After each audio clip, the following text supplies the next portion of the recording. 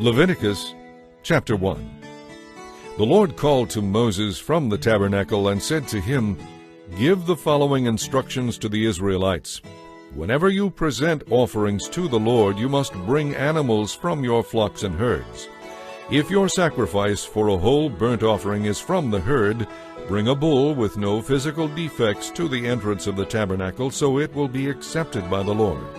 Lay your hand on its head, so the Lord will accept it as your substitute, thus making atonement for you. Then slaughter the animal in the Lord's presence, and Aaron's sons, the priests, will present the blood by sprinkling it against the sides of the altar that stands in front of the tabernacle.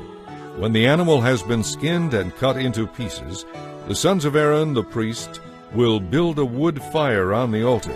Aaron's sons will then put the pieces of the animal, including its head and fat, on the wood fire. But the internal organs and legs must first be washed with water. Then the priest will burn the entire sacrifice on the altar. It is a whole burnt offering made by fire, very pleasing to the Lord. If your sacrifice for a whole burnt offering is from the flock, bring a male sheep or goat with no physical defects. Slaughter the animal on the north side of the altar in the Lord's presence. Aaron's sons, the priests, will sprinkle its blood against the sides of the altar. Then you must cut the animal in pieces, and the priests will lay the pieces of the sacrifice, including the head and fat, on top of the wood fire on the altar. The internal organs and legs must first be washed with water. Then the priest will burn the entire sacrifice on the altar. It is a whole burnt offering made by fire, very pleasing to the Lord. If you bring a bird as a burnt offering to the Lord, choose either a turtle dove or a young pigeon. The priest will take the bird to the altar, twist off its head, and burn the head on the altar. He must then let its blood drain out against the sides of the altar. The priest must remove the crop and the feathers and throw them to the east side of the altar among the ashes. Then, grasping the bird by its wings, the priest will tear the bird apart, though not completely. Then he will burn it on top of the wood fire on the altar. It is a whole burnt offering made by fire, very pleasing to the Lord. Chapter 2. When you bring a grain offering to the Lord, the offering must consist of choice flour. You are to pour olive oil on it and sprinkle it with incense. Bring this offering to one of Aaron's sons, and he will take a handful of the flour mixed with olive oil, together with all the incense, and burn this token portion on the altar fire. It is an offering made by fire, very pleasing to the Lord. The rest of the flour will be given to Aaron and his sons. It will be considered a most holy part of the offerings given to the Lord by fire. When you present some kind of baked bread as a grain offering, it must be made of choice flour mixed with olive oil, but without any yeast. It may be presented in the form of cakes mixed with olive oil or wafers spread with olive oil. If your grain offering is cooked on a griddle, it must be made of choice flour and olive oil, and it must contain no yeast. Break it into pieces and pour oil on it. It is a kind of grain offering. If your offering is prepared in a pan, it also must be made of choice flour and olive oil. No matter how a grain offering has been prepared before being offered to the Lord, bring it to the priests, who will present it at the altar. The priest will take a token portion of the grain offering and burn it on the altar as an offering made by fire, and it will be very pleasing to the Lord. The rest of the grain offering will be given to Aaron and his sons as their food. It will be considered a most holy part of the offerings given to the Lord by fire. Do not use yeast in any of the grain offerings you present to the Lord, because no yeast or honey may be burned as an offering to the Lord by fire. You may add yeast and honey to the offerings presented at harvest time, but these must never be burned on the altar as an offering pleasing to the Lord. Season all your grain offerings with salt to remind you of God's covenant. Never forget to add salt to your grain offerings. If you present a grain offering to the Lord from the first portion of your harvest, bring kernels of new grain that have been roasted on a fire. Since it is a grain offering, put olive oil on it and sprinkle it with incense. The priests will take a token portion of the roasted grain mixed with olive oil, together with all the incense, and burn it as an offering given to the Lord by fire. Chapter 3. If you want to present a peace offering from the herd, use either a bull or a cow. The animal you offer to the Lord must have no physical defects. Lay your hand on the animal's head and slaughter it at the entrance of the tabernacle. Aaron's sons, the priests, will then sprinkle the animal's blood against the sides of the altar. Part of this peace offering must be presented to the Lord as an offering made by fire. This includes the fat around the internal organs, the 2 kidneys with the fat around them near the loins, and the lobe of the liver, which is to be removed with the kidneys. The sons of Aaron will burn these on the altar on top of the burnt offering on the wood fire. It is an offering made by fire, very pleasing to the Lord. If you present a peace offering to the Lord from the flock, you may bring either a goat or a sheep. It may be either male or female, and it must have no physical defects. If you bring a sheep as your gift, present it to the Lord by laying your hand on its head and slaughtering it at the entrance of the tabernacle. The sons of Aaron will then sprinkle the sheep's blood against the sides of the altar. Part of this peace offering must be presented to the Lord as an offering made by fire. This includes the fat of the entire tail cut off near the backbone, the fat around the internal organs, the 2 kidneys with the fat around them near the loins, and the lobe of the liver, which is to be removed with the kidneys. The priest will burn them on the altar as food and offering given to the Lord by fire. If you bring a goat as your offering to the Lord, lay your hand on its head and slaughter it at the entrance of the tabernacle. Then the sons of Aaron will sprinkle the goat's blood against the sides of the altar. Part of this offering must be presented to the Lord as an offering made by fire. This part includes the fat around the internal organs, the 2 kidneys with the fat around them near the loins, and the lobe of the liver, which is to be removed with the kidneys. The priest will burn them on the altar as food, an offering made by fire.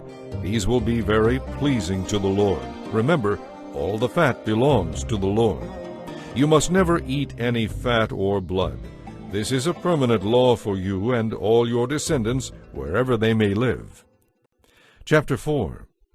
Then the Lord said to Moses, "Give the Israelites the following instructions for dealing with those who sin unintentionally by doing anything forbidden by the Lord's commands.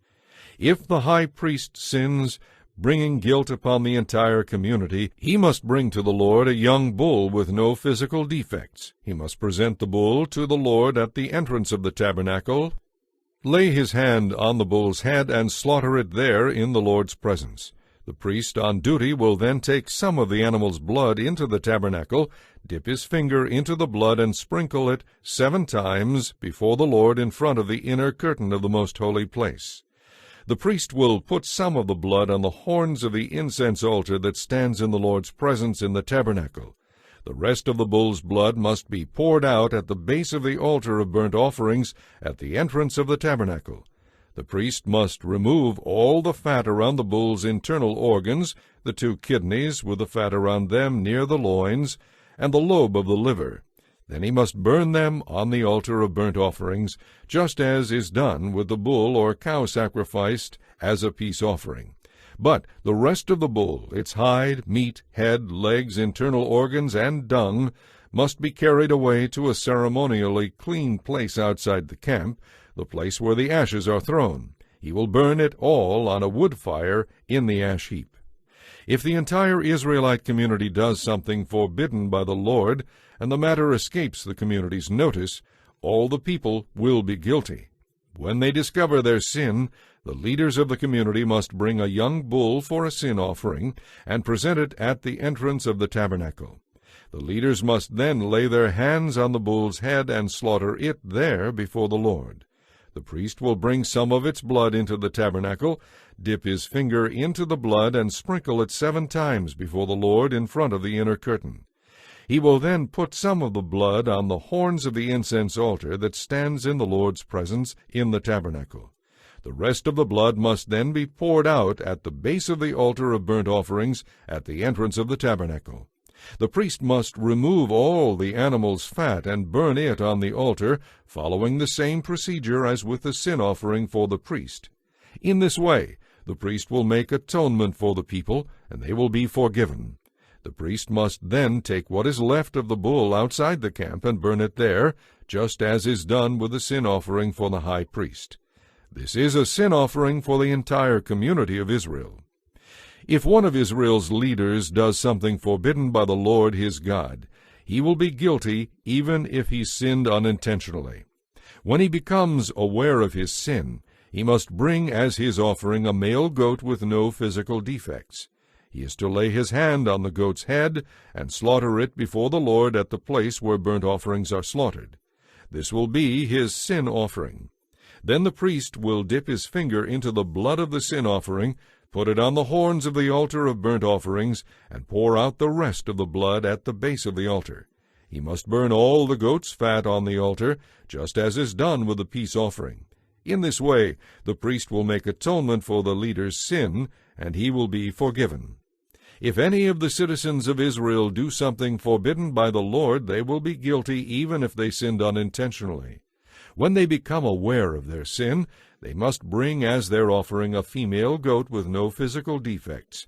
It will be offered for their sin. They are to lay a hand on the head of the sin offering and slaughter it at the place where burnt offerings are slaughtered.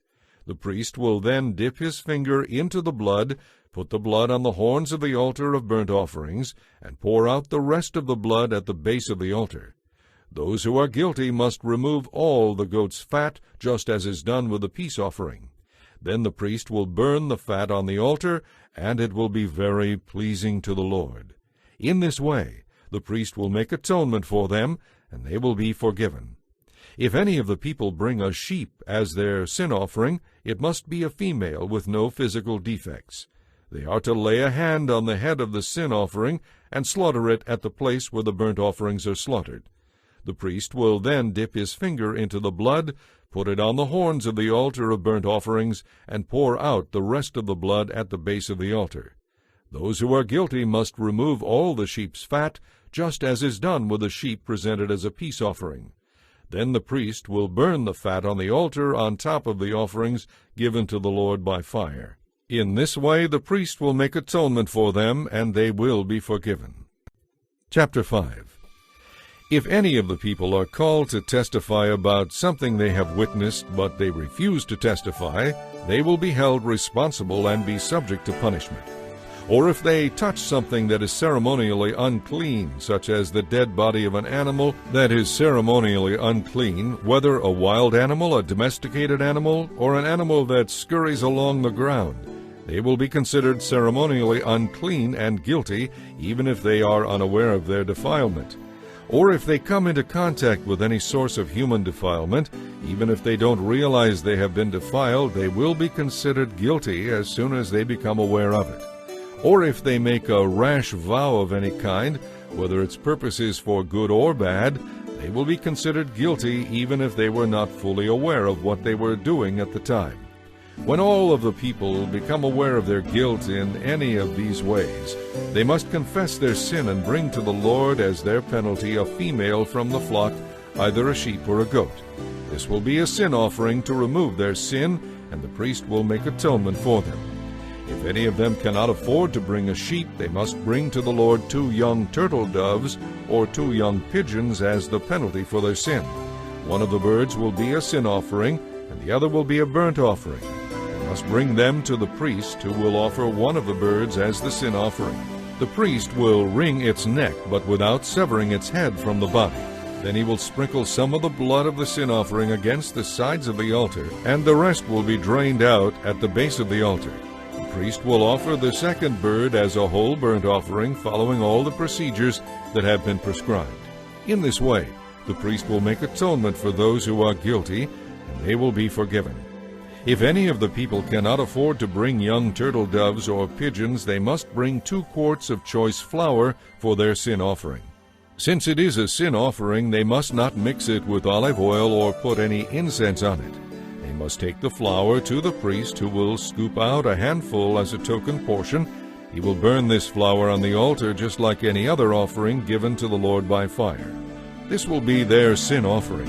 In this way, the priest will make atonement for those who are guilty, and they will be forgiven. The rest of the flour will belong to the priest, just as with the grain offering. Then the Lord said to Moses, "If any of the people sin by unintentionally defiling the Lord's sacred property, they must bring to the Lord a ram from the flock as their guilt offering. The animal must have no physical defects, and it must be of the proper value in silver as measured by the standard sanctuary shekel. They must then make restitution for whatever holy things they have defiled by paying for the loss plus an added penalty of 20%. When they give their payments to the priest, he will make atonement for them with the ram sacrificed as a guilt offering, and they will be forgiven. If any of them sin by doing something forbidden by the Lord, even if it is done unintentionally, they will be held responsible. When they become aware of their guilt, they must bring to the priest a ram from the flock as a guilt offering. The animal must have no physical defects, and it must be of the proper value. In this way, the priest will make atonement for those who are guilty, and they will be forgiven. This is a guilt offering, for they have been guilty of an offense against the Lord." Chapter 6. And the Lord said to Moses, "Suppose some of the people sin against the Lord by falsely telling their neighbor that an item entrusted to their safekeeping has been lost or stolen. Or suppose they have been dishonest with regard to a security deposit, or they have taken something by theft or extortion. Or suppose they find a lost item and lie about it, or they deny something while under oath, or they commit any other similar sin. If they have sinned in any of these ways and are guilty, they must give back whatever they have taken by theft or extortion, whether a security deposit, or property entrusted to them, or a lost object that they claimed as their own, or anything gained by swearing falsely. When they realize their guilt, they must restore the principal amount plus a penalty of 20% to the person they have harmed. They must then bring a guilt offering to the priest, who will present it before the Lord. This offering must be a ram with no physical defects, or the animal's equivalent value in silver. The priest will then make atonement for them before the Lord, and they will be forgiven." Then the Lord said to Moses, "Give Aaron and his sons the following instructions regarding the whole burnt offering. The burnt offering must be left on the altar until the next morning, and the altar fire must be kept burning all night. The next morning, after dressing in his special linen clothing and undergarments, the priest on duty must clean out the ashes of the burnt offering and put them beside the altar. Then he must change back into his normal clothing and carry the ashes outside the camp to a place that is ceremonially clean. Meanwhile, the fire on the altar must be kept burning. It must never go out. Each morning the priest will add fresh wood to the fire and arrange the daily whole burnt offering on it. He must then burn the fat of the peace offerings on top of this daily whole burnt offering. Remember, the fire must be kept burning on the altar at all times. It must never go out." These are the instructions regarding the grain offering. Aaron's sons must present this offering to the Lord in front of the altar. The priest on duty will take a handful of the choice flour that has been mixed with olive oil and sprinkled with incense. He will burn this token portion on the altar, and it will be very pleasing to the Lord. After burning this handful, the rest of the flour will belong to Aaron and his sons for their food. It must, however, be baked without yeast and eaten in a sacred place within the courtyard of the tabernacle. Remember, this flour may never be prepared with yeast. I have given it to the priests as their share of the offerings presented to me by fire. Like the sin offering and the guilt offering, it is most holy. Any of Aaron's male descendants from generation to generation may eat of the grain offering, because it is their regular share of the offerings given to the Lord by fire. Anyone or anything that touches this food will become holy. And the Lord said to Moses, "On the day Aaron and his sons are anointed, they must bring to the Lord a grain offering of 2 quarts of choice flour, half to be offered in the morning, and half to be offered in the evening. It must be cooked on a griddle with olive oil, and it must be well mixed and broken into pieces. You must present this grain offering, and it will be very pleasing to the Lord. As the sons of the priests replace their fathers, they will be inducted into office by offering this same sacrifice on the day they are anointed. It is the Lord's regular share, and it must be completely burned up. All such grain offerings of the priests must be entirely burned up. none of the flour may be eaten. Then the Lord said to Moses, Give Aaron and his sons these further instructions regarding the sin offering.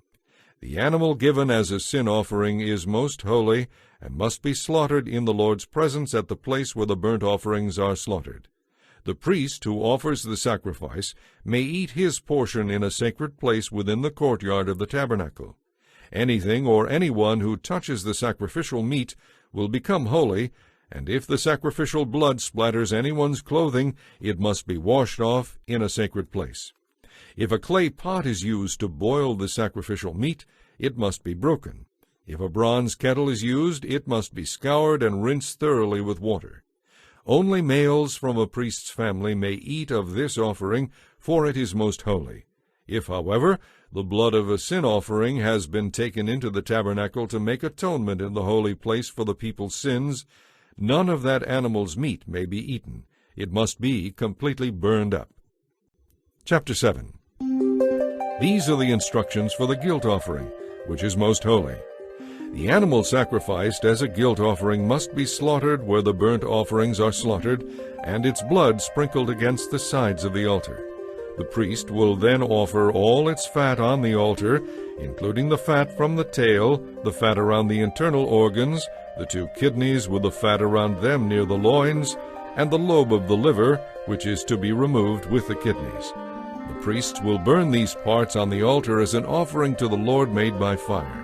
It is a guilt offering. All males from a priest's family may eat the meat, and it must be eaten in a sacred place, for it is most holy. For both the sin offering and the guilt offering, the meat of the sacrificed animal belongs to the priest in charge of the atonement ceremony. In the case of the whole burnt offering, the hide of the sacrificed animal also belongs to the priest. Any grain offering that has been baked in an oven, prepared in a pan, or cooked on a griddle belongs to the priest who presents it. All other grain offerings, whether flour mixed with olive oil or dry flour, are to be shared among all the priests and their sons. These are the instructions regarding the different kinds of peace offerings that may be presented to the Lord. If you present your peace offering as a thanksgiving offering, the usual animal sacrifice must be accompanied by various kinds of bread, loaves, wafers, and cakes, all made without yeast and soaked with olive oil. This peace offering of thanksgiving must also be accompanied by loaves of yeast bread. One of each kind of bread must be presented as a gift to the Lord. This bread will then belong to the priest who sprinkles the altar with blood from the sacrificed animal. The animal's meat must be eaten on the same day it is offered. None of it may be saved for the next morning. However, if you bring an offering to fulfill a vow or as a free will offering, the meat may be eaten on that same day, and whatever is left over may be eaten on the second day. But anything left over until the third day must be completely burned up. If any of the meat from this peace offering is eaten on the third day, it will not be accepted by the Lord. It will have no value as a sacrifice, and you will receive no credit for bringing it as an offering. By then the meat will be contaminated. If you eat it, you will have to answer for your sin. Meat that touches anything ceremonially unclean may not be eaten. It must be completely burned up. And as for meat that may be eaten, it may only be eaten by people who are ceremonially clean. Anyone who is ceremonially unclean but eats meat from a peace offering that was presented to the Lord must be cut off from the community. If anyone touches anything that is unclean, whether it is human defilement or an unclean animal, and then eats meat from the Lord's sacrifices, that person must be cut off from the community. Then the Lord said to Moses, Give the Israelites these instructions. You must never eat fat, whether from oxen or sheep or goats. The fat of an animal found dead or killed by a wild animal may never be eaten, though it may be used for any other purpose. Anyone who eats fat from an offering given to the Lord by fire must be cut off from the community. Even in your homes you must never eat the blood of any bird or animal. Anyone who eats blood must be cut off from the community. Then the Lord said to Moses, Give these further instructions to the Israelites. When you present a peace offering to the Lord, bring part of it as a special gift to the Lord. Present it to him with your own hands as an offering given to the Lord by fire. bring the fat of the animal together with the breast and present it to the Lord by lifting it up before him. Then the priests will burn the fat on the altar, but the breast will belong to Aaron and his sons. You are to give the right thigh of your peace offering to the priest as a gift. The right thigh must always be given to the priest who sprinkles the blood and offers the fat of the peace offering. For I have designated the breast and the right thigh for the priests. It is their regular share of the peace offerings brought by the Israelites. This is their share. It has been set apart for Aaron and his descendants from the offerings given to the Lord by fire from the time they were appointed to serve the Lord as priests. The Lord commanded that the Israelites were to give these portions to the priests as their regular share from the time of the priest's anointing. This regulation applies throughout the generations to come. These are the instructions for the whole burnt offering, the grain offering, the sin offering, the guilt offering, the ordination offering, and the peace offering. The Lord gave these instructions to Moses on Mount Sinai when he commanded the Israelites to bring their offerings to the Lord in the wilderness of Sinai. Chapter 8. The Lord said to Moses, Now bring Aaron and his sons along with their special clothing, the anointing oil, the bull of the sin offering, the 2 rams, and the basket of unleavened bread to the entrance of the tabernacle. Then call the entire community of Israel to meet you there. So Moses followed the Lord's instructions, and all the people assembled at the tabernacle entrance. Moses announced to them, The Lord has commanded what I am now going to do. Then he presented Aaron and his sons and washed them with water. He clothed Aaron with the embroidered tunic and tied the sash around his waist. He dressed him in the robe of the ephod, along with the ephod itself, and attached the ephod with its decorative sash. Then Moses placed the chest piece on Aaron, and put the Urim and the Thummim inside it. He placed on Aaron's head the turban with the gold medallion at its front, just as the Lord had commanded him. Then Moses took the anointing oil and anointed the tabernacle and everything in it, thus making them holy. He sprinkled the altar 7 times, anointing it, and all its utensils, and the wash basin, and its pedestal, making them holy. Then he poured some of the anointing oil on Aaron's head, thus anointing him and making him holy for his work.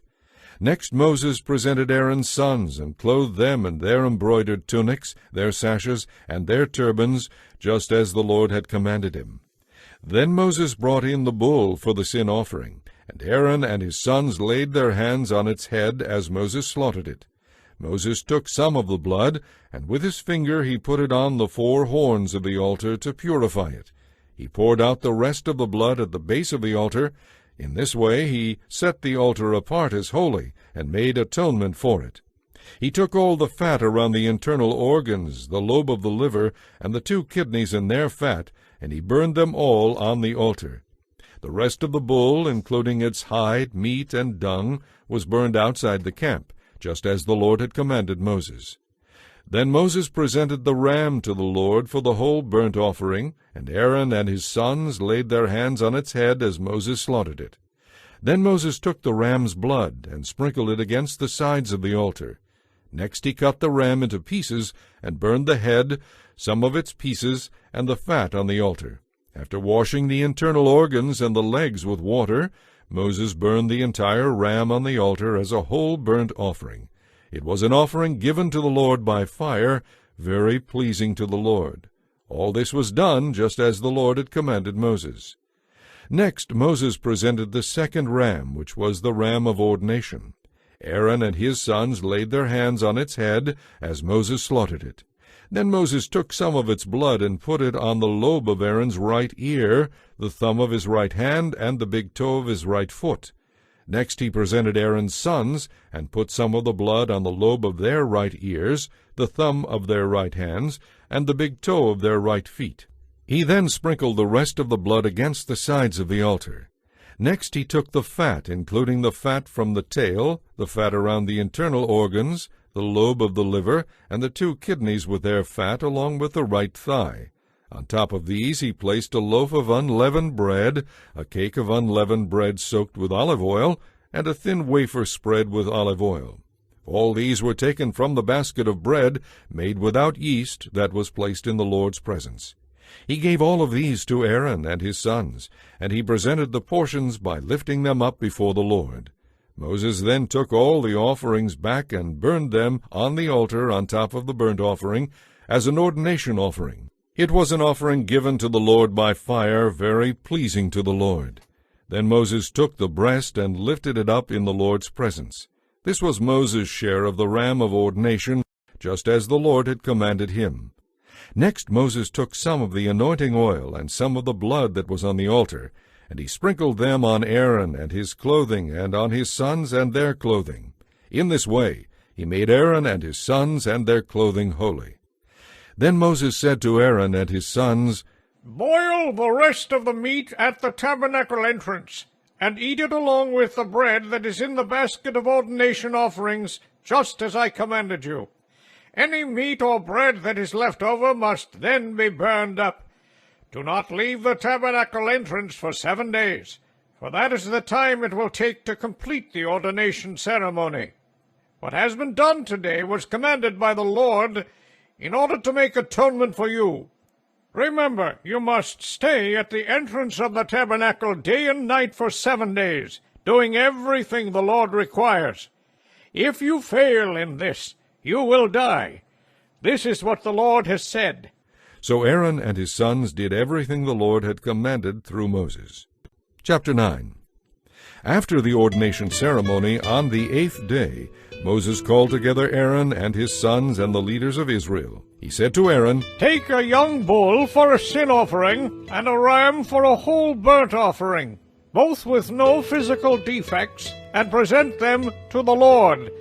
Then tell the Israelites to take a male goat for a sin offering for themselves, and a year-old calf and a year-old lamb for a whole burnt offering, each with no physical defects. Also tell them to take a bull and a ram for a peace offering, and flour mixed with olive oil for a grain offering. Tell them to present all these offerings to the Lord, because the Lord will appear to them today. So the people brought all of these things to the entrance of the tabernacle, just as Moses had commanded, and the whole community came and stood there in the Lord's presence. Then Moses told them, When you have followed these instructions from the Lord, the glorious presence of the Lord will appear to you. Then Moses said to Aaron, Approach the altar, and present your sin offering and your whole burnt offering to make atonement for yourself. Then present the offerings to make atonement for the people, just as the Lord has commanded. So Aaron went to the altar and slaughtered the calf as a sin offering for himself. His sons brought him the blood, and he dipped his finger into it and put it on the horns of the altar. He poured out the rest of the blood at the base of the altar. Then he burned on the altar the fat, the kidneys, and the lobe of the liver from the sin offering, just as the Lord had commanded Moses. The meat and the hide, however, he burned outside the camp.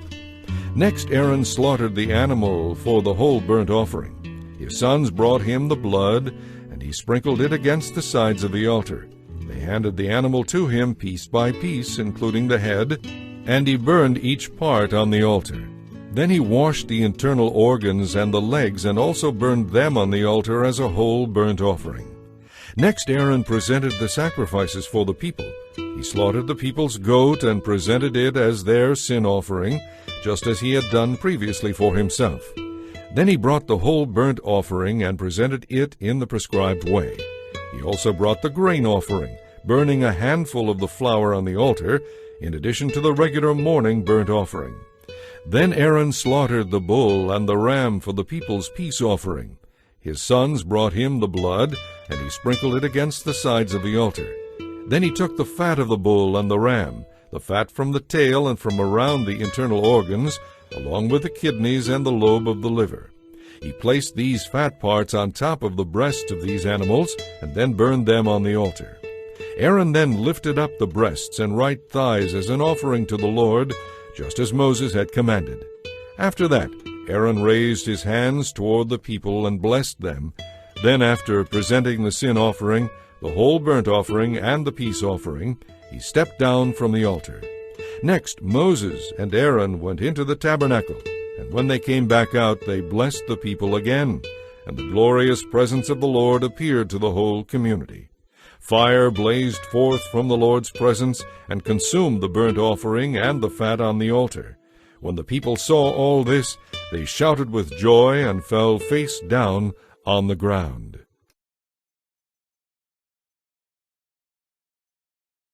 Chapter 10.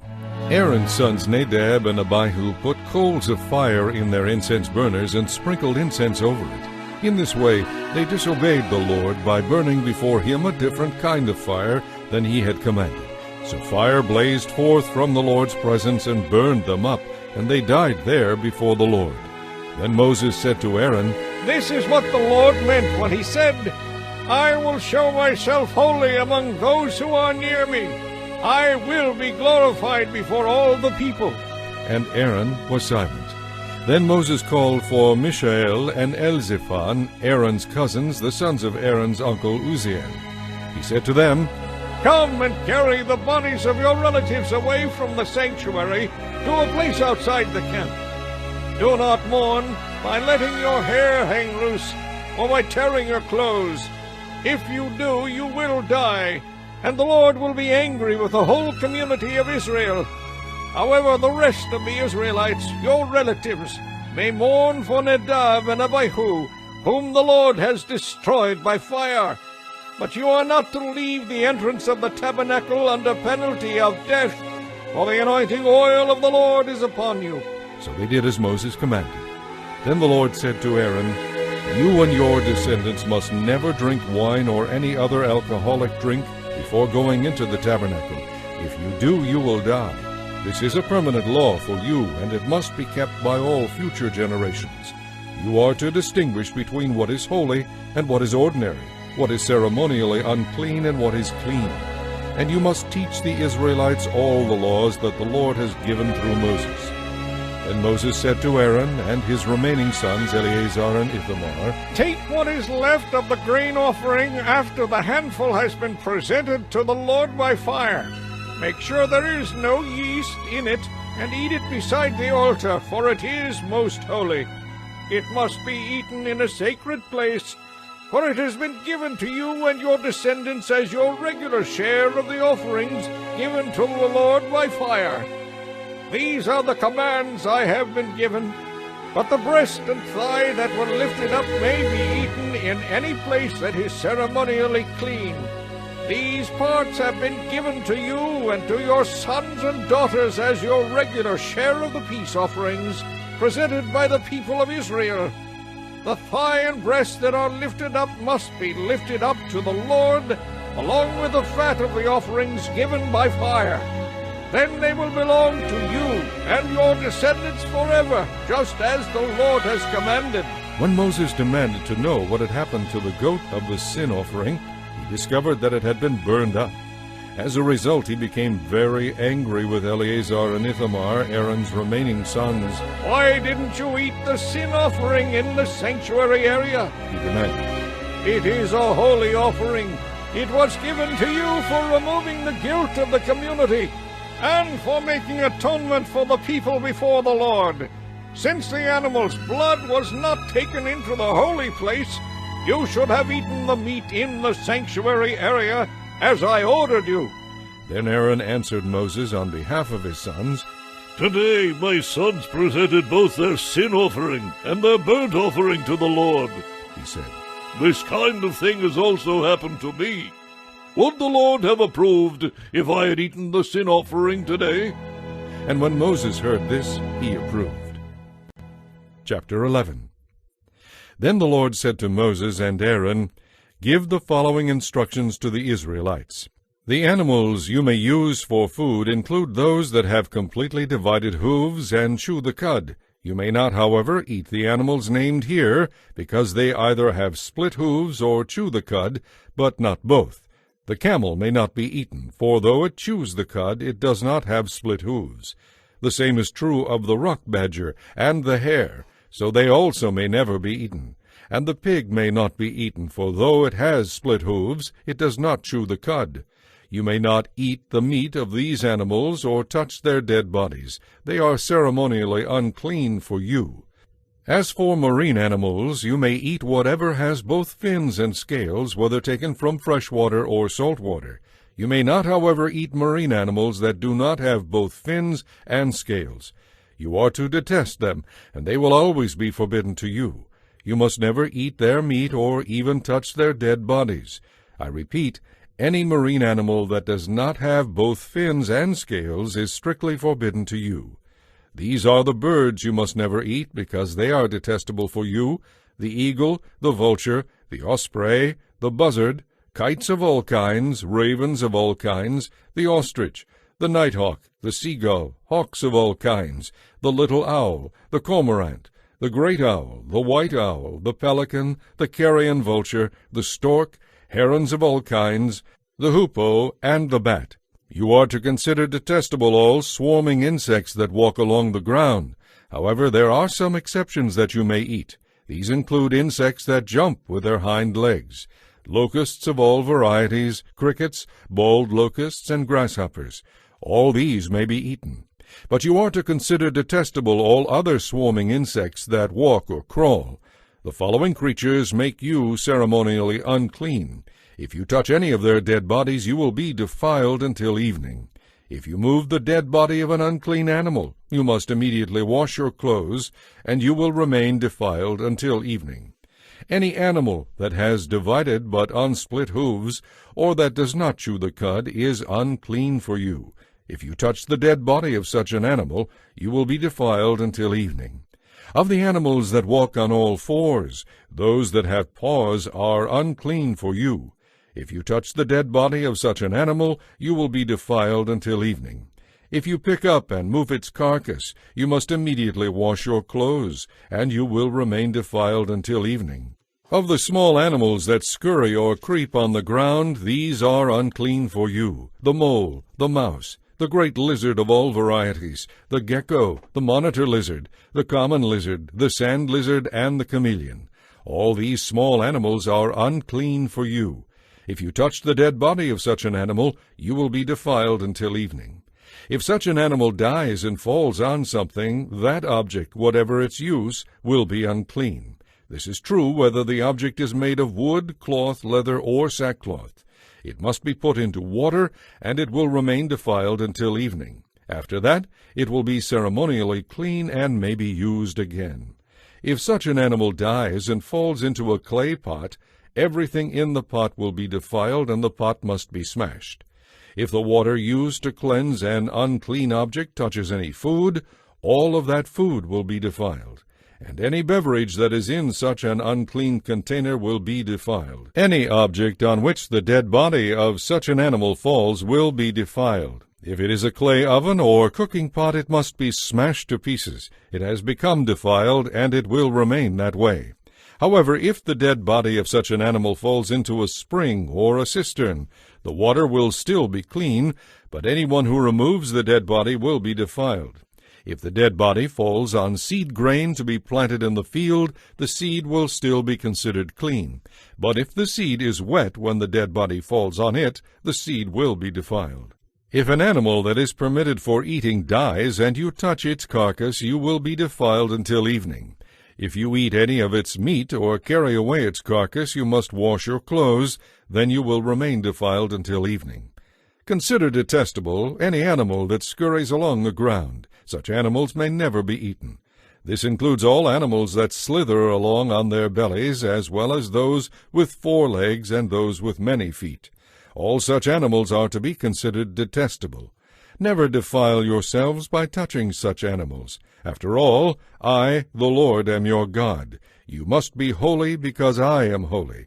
So do not defile yourselves by touching any of these animals that scurry along the ground. I, the Lord, am the one who brought you up from the land of Egypt to be your God. You must therefore be holy, because I am holy. These are the instructions regarding the land animals, the birds, and all the living things that move through the water or swarm over the earth, so you can distinguish between what is unclean and may not be eaten, and what is clean and may be eaten. Chapter 12. The Lord said to Moses, "Give these instructions to the Israelites. When a woman becomes pregnant and gives birth to a son, she will be ceremonially unclean for 7 days, just as she is defiled during her menstrual period. On the 8th day the boy must be circumcised. Then the woman must wait for 33 days until the time of her purification from the blood of childbirth is completed. During this time of purification she must not touch anything that is holy, and she must not go to the sanctuary until her time of purification is over. If a woman gives birth to a daughter, she will be ceremonially defiled for 2 weeks, just as she is defiled during her menstrual period. She must then wait another 66 days to be purified from the blood of childbirth. When the time of purification is completed for either a son or a daughter, the woman must bring a year-old lamb for a whole burnt offering and a young pigeon or turtle-dove for a purification offering. She must take her offerings to the priest at the entrance of the tabernacle. The priest will then present them to the Lord and make atonement for her. Then she will be ceremonially clean again after her bleeding at childbirth. These are the instructions to be followed after the birth of a son or a daughter. If a woman cannot afford to bring a sheep, she must bring 2 turtle-doves or 2 young pigeons. One will be for the whole burnt offering, and the other for the purification offering. The priest will sacrifice them, thus making atonement for her, and she will be ceremonially clean. Chapter 13. The Lord said to Moses and Aaron, "If some of the people notice a swelling or a rash or a shiny patch on their skin that develops into a contagious skin disease, they must be brought to Aaron the priest or to one of his sons. The priest will then examine the affected area of a person's skin. If the hair in the affected area has turned white and appears to be more than skin deep, then it is a contagious skin disease, and the priest must pronounce the person ceremonially unclean. But if the affected area of the skin is white but does not appear to be more than skin deep, and if the hair in the spot has not turned white, the priest will put the infected person in quarantine for 7 days. On the 7th day, the priest will make another examination. If the affected area has not changed or spread on the skin, then the priest will put the person in quarantine for 7 more days. The priest will examine the skin again on the 7th day. If the affected area has faded and not spread, the priest will pronounce the person ceremonially clean. It was only a temporary rash. So after washing the clothes, the person will be considered free of disease. But if the rash continues to spread after this examination and pronouncement by the priest, the infected person must return to be examined again. If the priest notices that the rash has spread, then he must pronounce this person ceremonially unclean, for it is a contagious skin disease. Anyone who develops a contagious skin disease must go to the priest for an examination. If the priest sees that some hair has turned white and an open sore appears in the affected area, it is clearly a contagious skin disease, and the priest must pronounce that person ceremonially unclean. In such cases, the person need not be quarantined for further observation, because it is clear that the skin is defiled by the disease. Now suppose the priest discovers after his examination that a rash has broken out all over someone's skin, covering the body from head to foot. In such cases, the priest must examine the infected person to see if the disease covers the entire body. If it does, he will pronounce the person ceremonially clean because the skin has turned completely white. But if any open sores appear, the infected person will be pronounced ceremonially unclean. The priest must make this pronouncement as soon as he sees an open sore, because open sores indicate the presence of a contagious skin disease. However, if the open sores heal and turn white like the rest of the skin, the person must return to the priest. If after another examination, the affected areas have been indeed turned completely white, then the priest will pronounce the person ceremonially clean. If anyone has had a boil on the skin that has started to heal, but a white swelling or a reddish white spot remains in its place, that person must go to the priest to be examined. If the priest finds the disease to be more than skin deep, and if the hair in the affected area has turned white, then the priest must pronounce the person ceremonially unclean. It is a contagious skin disease that has broken out in the morning. But if the priest sees that there is no white hair in the affected area, and if it doesn't appear to be more than skin deep and has faded, Then the priest is to put the person in quarantine for 7 days. If during that time the affected area spreads on the skin, the priest must pronounce the person ceremonially unclean because it is a contagious skin disease. But if the area grows no larger and does not spread, it is merely the scar from the boil, and the priest will pronounce that person ceremonially clean. If anyone has suffered a burn on the skin and the burned area changes color, becoming either a shiny reddish white or white, then the priest must examine it. If the hair in the affected area turns white, and the problem appears to be more than skin deep, a contagious skin disease has broken out in the burn. The priest must then pronounce that person ceremonially unclean, for it is clearly a contagious skin disease. But if the priest discovers that there is no white hair in the affected area, and the problem appears to be no more than skin deep and has faded, then the priest is to put the infected person in quarantine for 7 days. If at the end of that time the affected area has spread on the skin, the priest must pronounce that person ceremonially unclean, for it is clearly a contagious skin disease. But if the affected area has not moved or spread on the skin and has faded, it is simply a scar from the burn. The priest must then pronounce the person ceremonially clean. If anyone, whether a man or woman, has an open sore on the head or chin, the priest must examine the infection. If it appears to be more than skin deep and fine yellow hair is found in the affected area, the priest must pronounce the infected person ceremonially unclean. The infection is a contagious skin disease of the head or chin. However, if the priest's examination reveals that the infection is only skin deep and there is no black hair in the affected area, then he must put the person in quarantine for 7 days. If at the end of that time the affected area has not spread and no yellow hair has appeared, and if the infection does not appear to be more than skin deep, the infected person must shave off all hair except the hair on the affected area. Then the priest must put the person in quarantine for another 7 days. He will examine the infection again on the 7th day. If it has not spread and appears to be no more than skin deep, the priest must pronounce that person ceremonially clean. After washing clothes, that person will be clean. But if the infection begins to spread after the person is pronounced clean, the priest must do another examination. If the infection has spread, he must pronounce the infected person ceremonially unclean even without checking for yellow hair. But if it appears that the infection has stopped spreading and black hair has grown in the affected area, then the infection has healed. The priest will then pronounce the infected person ceremonially clean. If anyone, whether a man or a woman, has shiny white patches on the skin, the priest must examine the affected area. If the patch is only a pale white, this is a harmless skin rash and the person is ceremonially clean. If a man loses his hair and his head becomes bald, he is still ceremonially clean. And if he loses hair on his forehead, he simply has a bald forehead, he is still clean. However, if a reddish-white infection appears on the front or the back of his head, this is a contagious skin disease. The priest must examine him, and if he finds swelling around the reddish-white sore, the man is infected with a contagious skin disease and is unclean. The priest must pronounce him ceremonially unclean because of the infection. Those who suffer from any contagious skin disease must tear their clothing and allow their hair to hang loose. Then, as they go from place to place, they must cover their mouth and call out, "Unclean, unclean." As long as the disease lasts, they will be ceremonially unclean and must live in isolation outside the camp.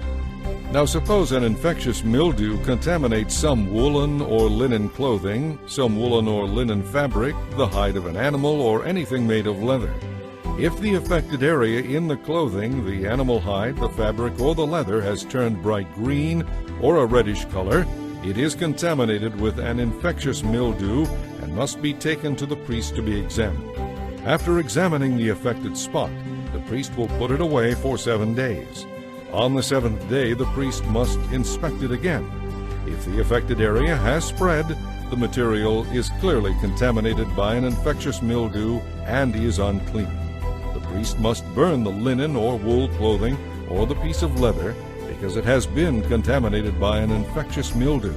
It must be completely destroyed by fire. But if the priest examines it again and the affected spot has not spread in the clothing, the fabric, or the leather, the priest will order the contaminated object to be washed and then isolated for 7 more days. Then the priest must inspect the object again. If he sees that the affected area has not changed appearance after being washed, even if it did not spread, the object is defiled. It must be completely burned, whether it is contaminated on the inside or outside. But if the priest sees that the affected area has faded after being washed, he is to cut the spot from the clothing, the fabric, or the leather. If the spot reappears at a later time, however, the mildew is clearly spreading and the contaminated object must be burned up. But if the spot disappears after the object is washed, it must be washed again, then it will be ceremonially clean. These are the instructions for dealing with infectious mildew in woolen or linen clothing or fabric, or in anything made of leather. This is how the priest will determine whether these things are ceremonially clean or unclean. Chapter 14. And the Lord said to Moses, "The following instructions must be followed by those seeking purification from a contagious skin disease. Those who have been healed must be brought to the priest, who will examine them at a place outside the camp. If the priest finds that someone has been healed of the skin disease, he will perform a purification ceremony using 2 wild birds of a kind permitted for food, along with some cedar wood, a scarlet cloth, and a hyssop branch. The priest will order one of the birds to be slaughtered over a clay pot that is filled with fresh spring water. He will then dip the living bird, along with the cedar wood, the scarlet cloth, and the hyssop branch, into the blood of the slaughtered bird. The priest will also sprinkle the dead bird's blood 7 times over the person being purified, and the priest will pronounce that person to be ceremonially clean. At the end of the ceremony, the priest will set the living bird free so it can fly away into the open fields. The people being purified must complete the cleansing ceremony by washing their clothes, shaving off all their hair, and bathing themselves in water. Then they will be ceremonially clean and may return to live inside the camp. However, they must still remain outside their tents for 7 days. On the 7th day they must again shave off all their hair, including the hair of the beard and eyebrows, and wash their clothes and bathe themselves in water. Then they will be pronounced ceremonially clean. On the next day, the 8th day, each person cured of the skin disease must bring 2 male lambs and 1 female year-old lamb with no physical defects, along with 5 quarts of choice flour mixed with olive oil and 3/5 of a pint of olive oil. Then the officiating priest will present that person for cleansing, along with the offerings, before the Lord at the entrance of the tabernacle. The priest will take one of the lambs and the olive oil and offer them as a guilt offering by lifting them up before the Lord. He will then slaughter the lamb there in the sacred area at the place where sin offerings and burnt offerings are slaughtered. As with the sin offering, the guilt offering will be given to the priest. It is a most holy offering.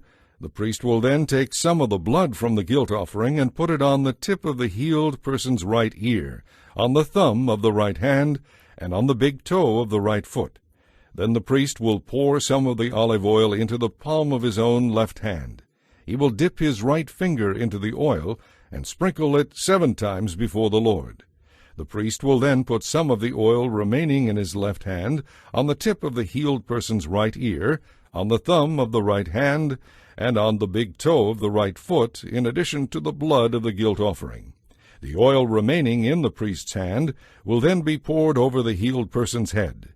In this way, the priest will make atonement before the Lord for the person being cleansed. Then the priest must offer the sin offering and again perform the atonement ceremony for the person cured of the skin disease. After that, the priest will slaughter the whole burnt offering and offer it on the altar along with the grain offering. In this way, the priest will make atonement for the person being cleansed, and the healed person will be ceremonially clean. But anyone who cannot afford 2 lambs must bring 1 male lamb for a guilt offering, along with 2 quarts of choice flour mixed with olive oil as a grain offering, and 3/5 of a pint of olive oil. The guilt offering will be presented by lifting it up, thus making atonement for the person being cleansed. The person being cleansed must also bring 2 turtle doves or 2 young pigeons, whichever the person can afford. One of the pair must be used for a sin offering, and the other for a whole burnt offering. On the 8th day, the person being cleansed must bring the offerings to the priest for the cleansing ceremony to be performed in the Lord's presence at the tabernacle entrance.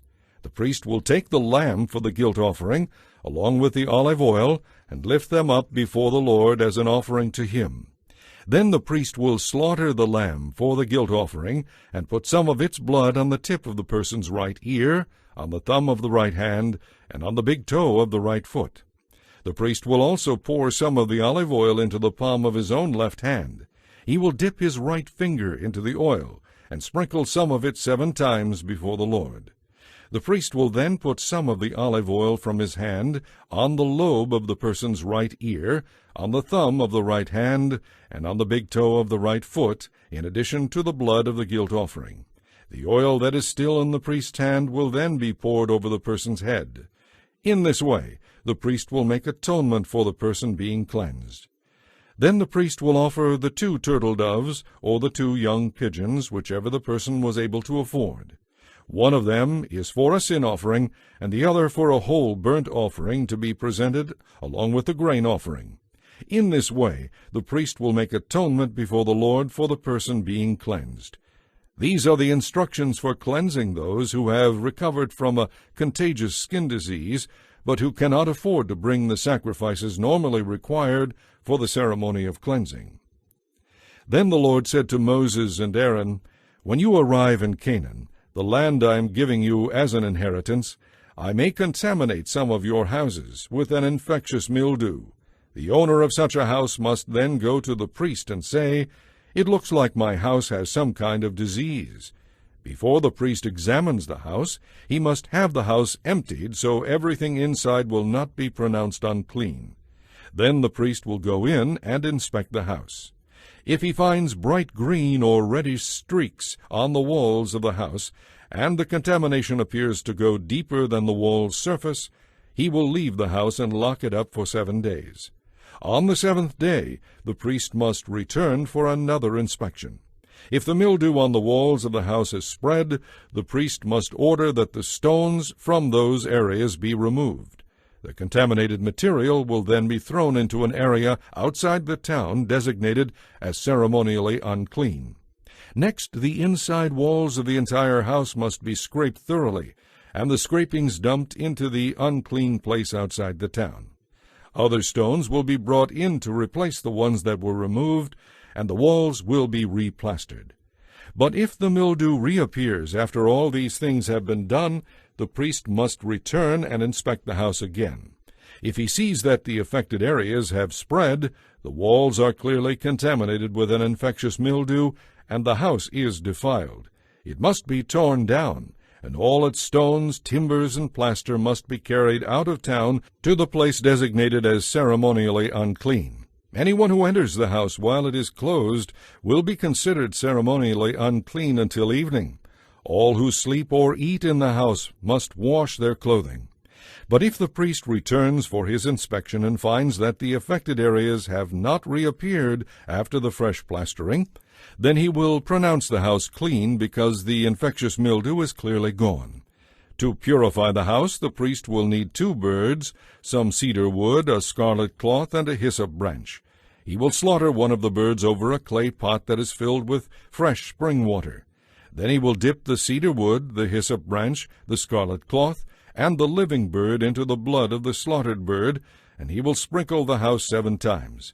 After he has purified the house in this way, he will release the living bird in the open fields outside the town. In this way the priest will make atonement for the house, and it will be ceremonially clean.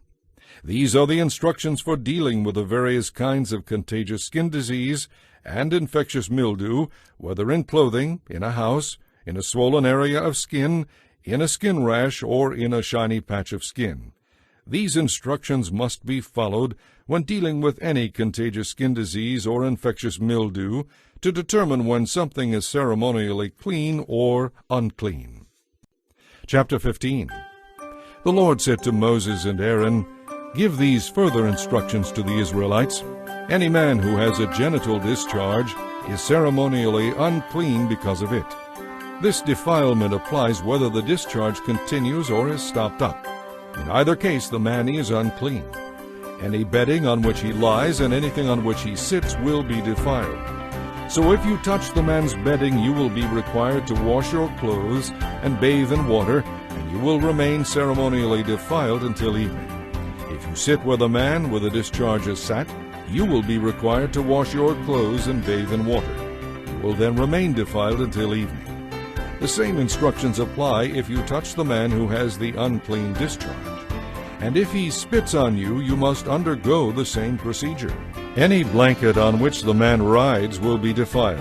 If you touch or carry anything that was under him, you will be required to wash your clothes and bathe in water, and you will remain defiled until evening.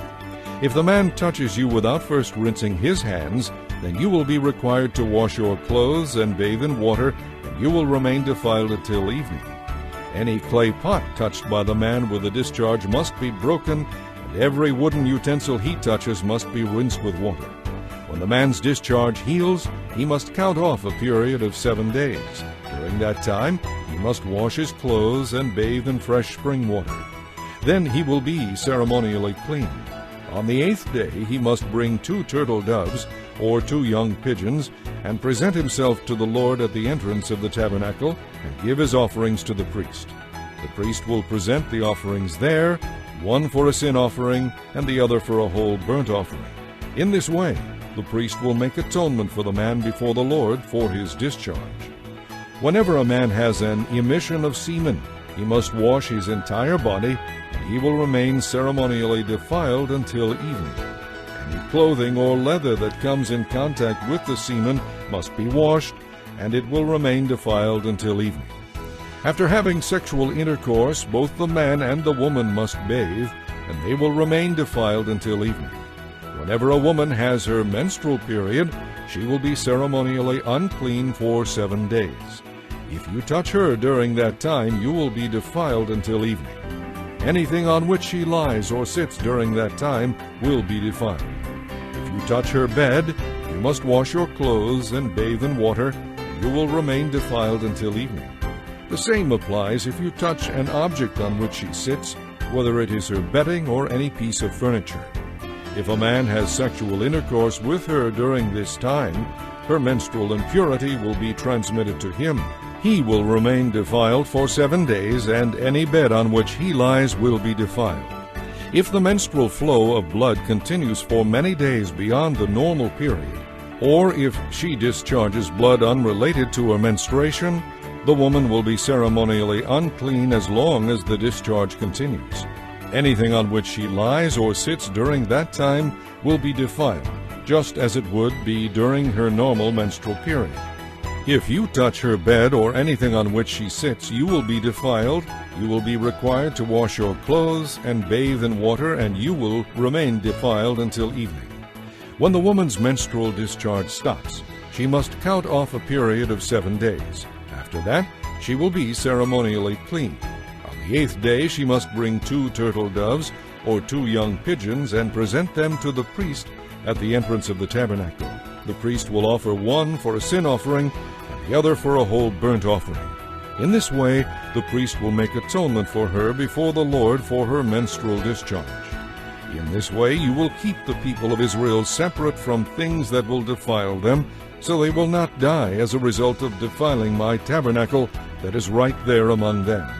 These are the instructions for dealing with a man who has been defiled by a genital discharge or an emission of semen, for dealing with a woman during her monthly menstrual period, for dealing with anyone, man or woman, who has had a bodily discharge of any kind, and for dealing with a man who has had intercourse with a woman during her period.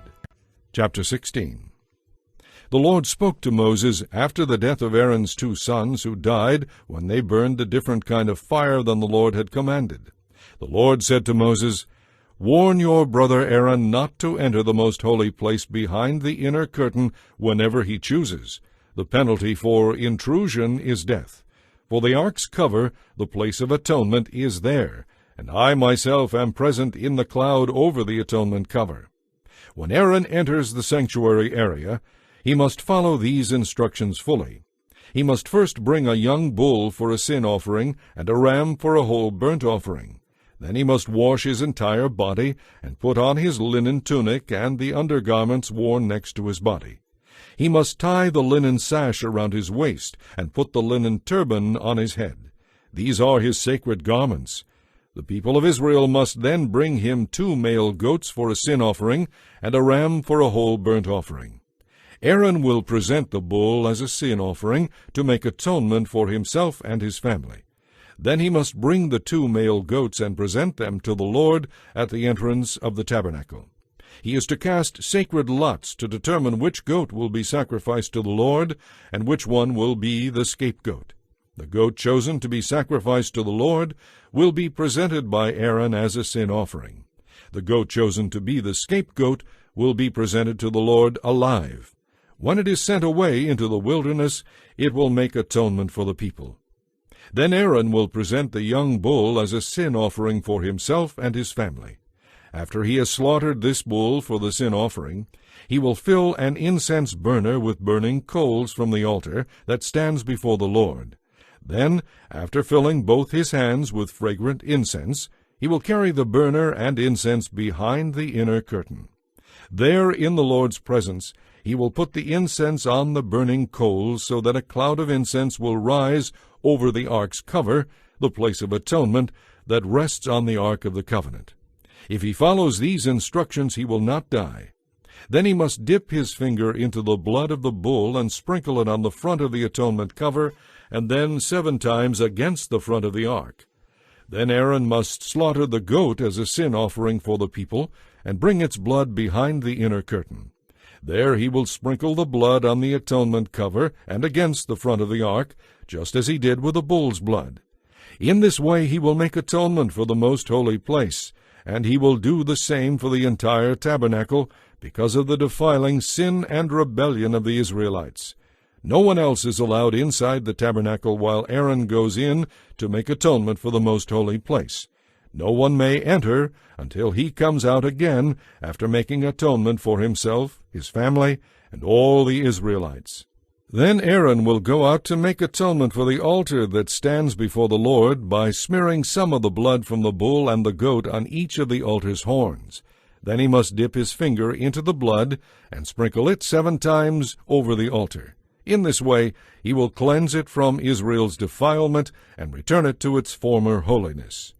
When Aaron has finished making atonement for the most holy place, the tabernacle, and the altar, he must bring the living goat forward. He is to lay both of his hands on the goat's head and confess over it all the sins and rebellion of the Israelites. In this way he will lay the people's sins on the head of the goat. Then he will send it out into the wilderness, led by a man chosen for this task. After the man sets it free in the wilderness, the goat will carry all the people's sins upon itself into a desolate land. As Aaron enters the tabernacle, he must take off the linen garments he wore when he entered the most holy place, and he must leave the garments there. Then he must bathe his entire body with water in a sacred place, put on his garments, and go out to sacrifice his own whole burnt offering and the whole burnt offering for the people. In this way he will make atonement for himself and for the people. He must also burn all the fat of the sin offering on the altar. The man chosen to send the goat out into the wilderness as a scapegoat must wash his clothes and bathe in water. Then he may return to the camp. The bull and goat given as sin offerings, whose blood Aaron brought into the most holy place to make atonement for Israel, will be carried outside the camp to be burned. This includes the animal's hides, the internal organs, and the dung. The man who does the burning must wash his clothes and bathe himself in water before returning to the camp. On the appointed day in early autumn, you must spend the day fasting and not do any work. This is a permanent law for you, and it applies to those who are Israelites by birth, as well as to the foreigners living among you. On this day atonement will be made for you, and you will be cleansed from all your sins in the Lord's presence. It will be a Sabbath day of total rest, and you will spend the day in fasting. This is a permanent law for you. In future generations, the atonement ceremony will be performed by the anointed high priest who serves in place of his ancestor Aaron. He will put on the holy linen garments and make atonement for the most holy place, the tabernacle, the altar, the priests, and the entire community. This is a permanent law for you to make atonement for the Israelites once each year. Moses followed all these instructions that the Lord had given to him. Chapter 17. Then the Lord said to Moses, Give Aaron and his sons and all the Israelites these commands from the Lord. If any Israelite sacrifices a bull or a lamb or a goat anywhere inside or outside the camp, and does not bring it to the entrance of the tabernacle to present it as an offering to the Lord, that person will be guilty of a capital offense. Such a person has shed blood and must be cut off from the community. This rule will stop the Israelites from sacrificing animals in the open fields. It will cause them to bring their sacrifices to the priest at the entrance of the tabernacle, so he can present them to the Lord as peace offerings. That way the priest will be able to sprinkle the blood and burn the fat on the Lord's altar at the entrance of the tabernacle, and it will be very pleasing to the Lord. The people must no longer be unfaithful to the Lord by offering sacrifices to evil spirits out in the fields. This is a permanent law for them to be kept generation after generation. Give them this command as well, which applies both to Israelites and to the foreigners living among you. If you offer a whole burnt offering or a sacrifice and do not bring it to the entrance of the tabernacle to offer it to the Lord, you will be cut off from the community. And I will turn against anyone, whether an Israelite or a foreigner living among you, who eats or drinks blood in any form. I will cut off such a person from the community, for the life of any creature is in its blood. I have given you the blood so you can make atonement for your sins. It is the blood representing life that brings you atonement.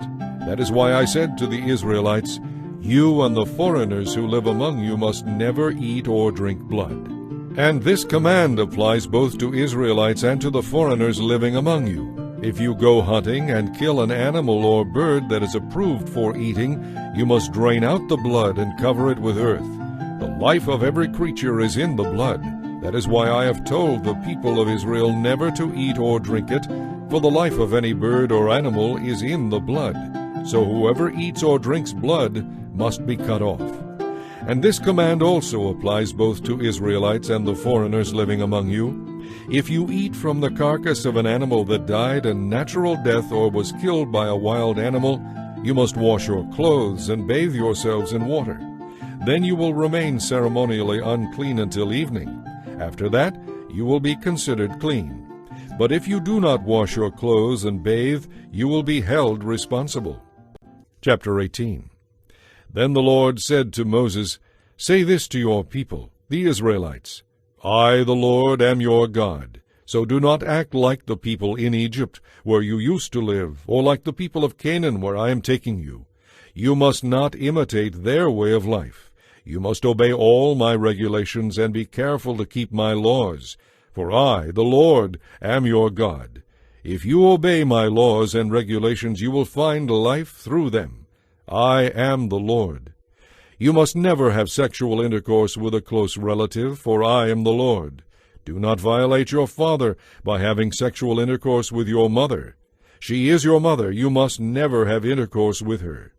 Do not have sexual intercourse with any of your father's wives, for this would violate your father. Do not have sexual intercourse with your sister or half-sister, whether she is your father's daughter or your mother's daughter, whether she was brought up in the same family or somewhere else. Do not have sexual intercourse with your granddaughter, whether your son's daughter or your daughter's daughter. That would violate you. Do not have sexual intercourse with the daughter of any of your father's wives. She is your half-sister. Do not have intercourse with your aunt, your father's sister, because she is your father's close relative. Do not have sexual intercourse with your aunt, your mother's sister, because she is your mother's close relative. And do not violate your uncle, your father's brother, by having sexual intercourse with his wife. She also is your aunt. Do not have sexual intercourse with your daughter-in-law. She is your son's wife. Do not have intercourse with your brother's wife. This would violate your brother. Do not have sexual intercourse with both a woman and her daughter, or marry both a woman and her granddaughter, whether her son's daughter or her daughter's daughter. They are close relatives, and to do this would be a horrible wickedness. Do not marry a woman and her sister, because they will be rivals. But if your wife dies, then it is all right to marry her sister. Do not violate a woman by having sexual intercourse with her during her period of menstrual impurity. Do not defile yourself by having sexual intercourse with your neighbor's wife. Do not give any of your children as a sacrifice to Molech, for you must not profane the name of your God. I am the Lord. Do not practice homosexuality. It is a detestable sin. A man must never defile himself by having sexual intercourse with an animal, and a woman must never present herself to a male animal in order to have intercourse with it. This is a terrible perversion. Do not defile yourselves in any of these ways, because this is how the people I am expelling from the promised land have defiled themselves. As a result, the entire land has become defiled. That is why I am punishing the people who live there, and the land will soon vomit them out. You must strictly obey all of my laws and regulations, and you must not do any of these detestable things. This applies both to you who are Israelites by birth and to the foreigners living among you. All these detestable activities are practiced by the people of the land where I am taking you, and the land has become defiled. Do not give the land a reason to vomit you out for defiling it, as it will vomit out the people who live there now. Whoever does any of these detestable things will be cut off from the community of Israel. So be careful to obey my laws, and do not practice any of these detestable activities. Do not defile yourselves by doing any of them, for I, the Lord, am your God. Chapter 19. The Lord also said to Moses, Say this to the entire community of Israel, You must be holy, because I, the Lord your God, am holy. Each of you must show respect for your mother and father, and you must always observe my Sabbath days of rest, for I, the Lord, am your God. Do not put your trust in idols or make gods of metal for yourselves. I, the Lord, am your God. When you sacrifice a peace offering to the Lord, offer it properly, so it will be accepted on your behalf. You must eat it on the same day you offer it, or on the next day at the latest. Any leftovers that remain until the third day must be burned. If any of the offering is eaten on the third day, it will be contaminated, and I will not accept it. If you eat it on the third day, you will answer for the sin of profaning what is holy to the Lord, and must be cut off from the community. When you harvest your crops, do not harvest the grain along the edges of your fields, and do not pick up what the harvesters drop. It is the same with your grape crop. Do not strip every last bunch of grapes from the vines, and do not pick up the grapes that fall on the ground. Leave them for the poor and the foreigners who live among you, for I, the Lord, am your God. Do not steal, do not cheat one another, do not lie. Do not use my name to swear a falsehood and so profane the name of your God. I am the Lord. Do not cheat or rob anyone. Always pay your hired workers promptly. Show your fear of God by treating the deaf with respect, and by not taking advantage of the blind. I am the Lord. Always judge your neighbors fairly, neither favoring the poor nor showing deference to the rich. Do not spread slanderous gossip among your people. Do not try to get ahead at the cost of your neighbor's life, for I am the Lord. Do not nurse hatred in your heart for any of your relatives. Confront your neighbors directly, so you will not be held guilty for their crimes. Never seek revenge or bear a grudge against anyone, but love your neighbor as yourself. I am the Lord. You must obey all my laws. Do not breed your cattle with other kinds of animals. Do not plant your field with two kinds of seed. Do not wear clothing woven from two different kinds of fabric.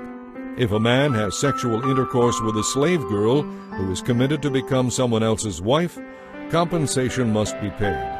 But since she had not been freed at the time, the couple will not be put to death. The A man, however, must bring a ram as a guilt offering and present it to the Lord at the entrance of the tabernacle. The priest will then make atonement for him before the Lord with the sacrificial ram of the guilt offering, and the man will be forgiven. When you enter the land and plant fruit trees, leave the fruit unharvested for the first 3 years, and consider it forbidden. In the 4th year the entire crop will be devoted to the Lord as an outburst of praise. Finally, in the 5th year you may eat the fruit. In this way its yield will be increased. I, the Lord, am your God. Never eat meat that has not been drained of its blood. Do not practice fortune-telling or witchcraft. Do not trim off the hair on your temples or clip the edges of your beards. Never cut your bodies in mourning for the dead or mark your skin with tattoos, for I am the Lord. Do not defile your daughter by making her a prostitute, or the land will be filled with promiscuity and detestable wickedness. Keep my Sabbath days of rest, and show reverence toward my sanctuary, for I am the Lord. Do not rely on mediums and psychics, for you will be defiled by them. I, the Lord, am your God. Show your fear of God by standing up in the presence of elderly people and showing respect for the aged. I am the Lord. Do not exploit the foreigners who live in your land. They should be treated like everyone else, and you must love them as you love yourself. Remember that you were once foreigners in the land of Egypt. I, the Lord, am your God. Do not use dishonest standards when measuring length, weight, or volume. Your scales and weights must be accurate. Your containers for measuring dry goods or liquids must be accurate. I, the Lord, am your God, who brought you out of the land of Egypt. You must be careful to obey all of my laws and regulations, for I am the Lord. Chapter 20. The Lord said to Moses, Give the Israelites these instructions which apply to those who are Israelites by birth, as well as to the foreigners living among you. If any among them devote their children as burnt offerings to Molech, they must be stoned to death by people of the community. I myself will turn against them and cut them off from the community, because they have defiled my sanctuary and profaned my holy name by giving their children to Molech. And if the people of the community ignore this offering of children to Molech and refuse to execute the guilty parents, then I myself will turn against them and cut them off from the community, along with all those who commit prostitution by worshipping Molech. If any among the people are unfaithful by consulting and following mediums or psychics, I will turn against them and cut them off from the community. So set yourselves apart to be holy, for I, the Lord, am your God. Keep all my laws and obey them, for I am the Lord who makes you holy. All who curse their father or mother must be put to death. They are guilty of a capital offense. If a man commits adultery with another man's wife, both the man and the woman must be put to death. If a man has intercourse with his father's wife, both the man and the woman must die, for they are guilty of a capital offense. If a man has intercourse with his daughter-in-law, both must be put to death. They have acted contrary to nature and are guilty of a capital offense. The penalty for homosexual acts is death to both parties. They have committed a detestable act and are guilty of a capital offense. If a man has intercourse with both a woman and her mother, such an act is terribly wicked. All three of them must be burned to death to wipe out such wickedness from among you. If a man has sexual intercourse with an animal, he must be put to death, and the animal must be killed. If a woman approaches a male animal to have intercourse with it, she and the animal must both be put to death. Both must die, for they are guilty of a capital offense. If a man has sexual intercourse with his sister, the daughter of either his father or his mother, it is a terrible disgrace. Both of them must be publicly cut off from the community. Since the man has had intercourse with his sister, he will suffer the consequences of his guilt.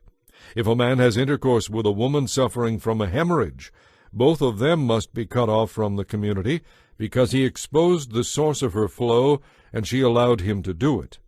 If a man has sexual intercourse with his aunt, whether his mother's sister or his father's sister, he has violated a close relative.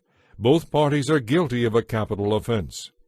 If a man has intercourse with his uncle's wife, he has violated his uncle. Both the man and woman involved are guilty of a capital offense and will die childless.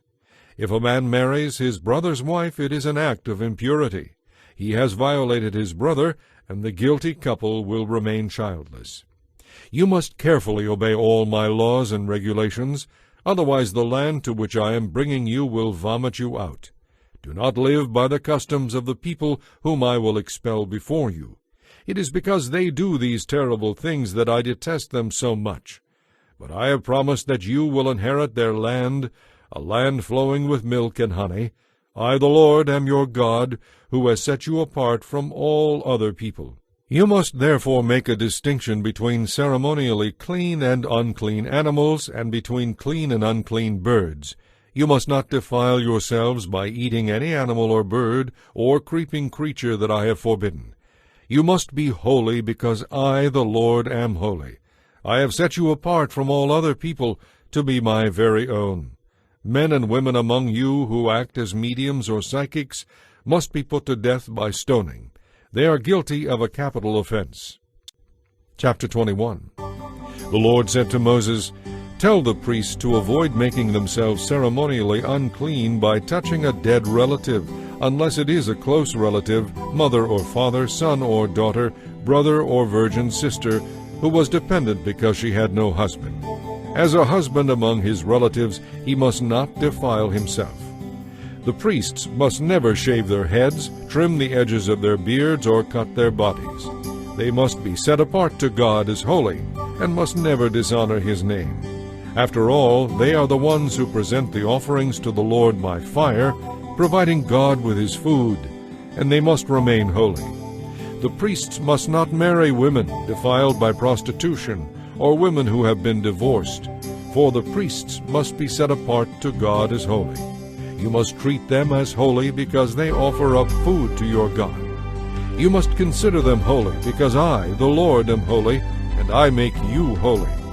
If a priest's daughter becomes a prostitute, defiling her father's holiness as well as herself, she must be burned to death.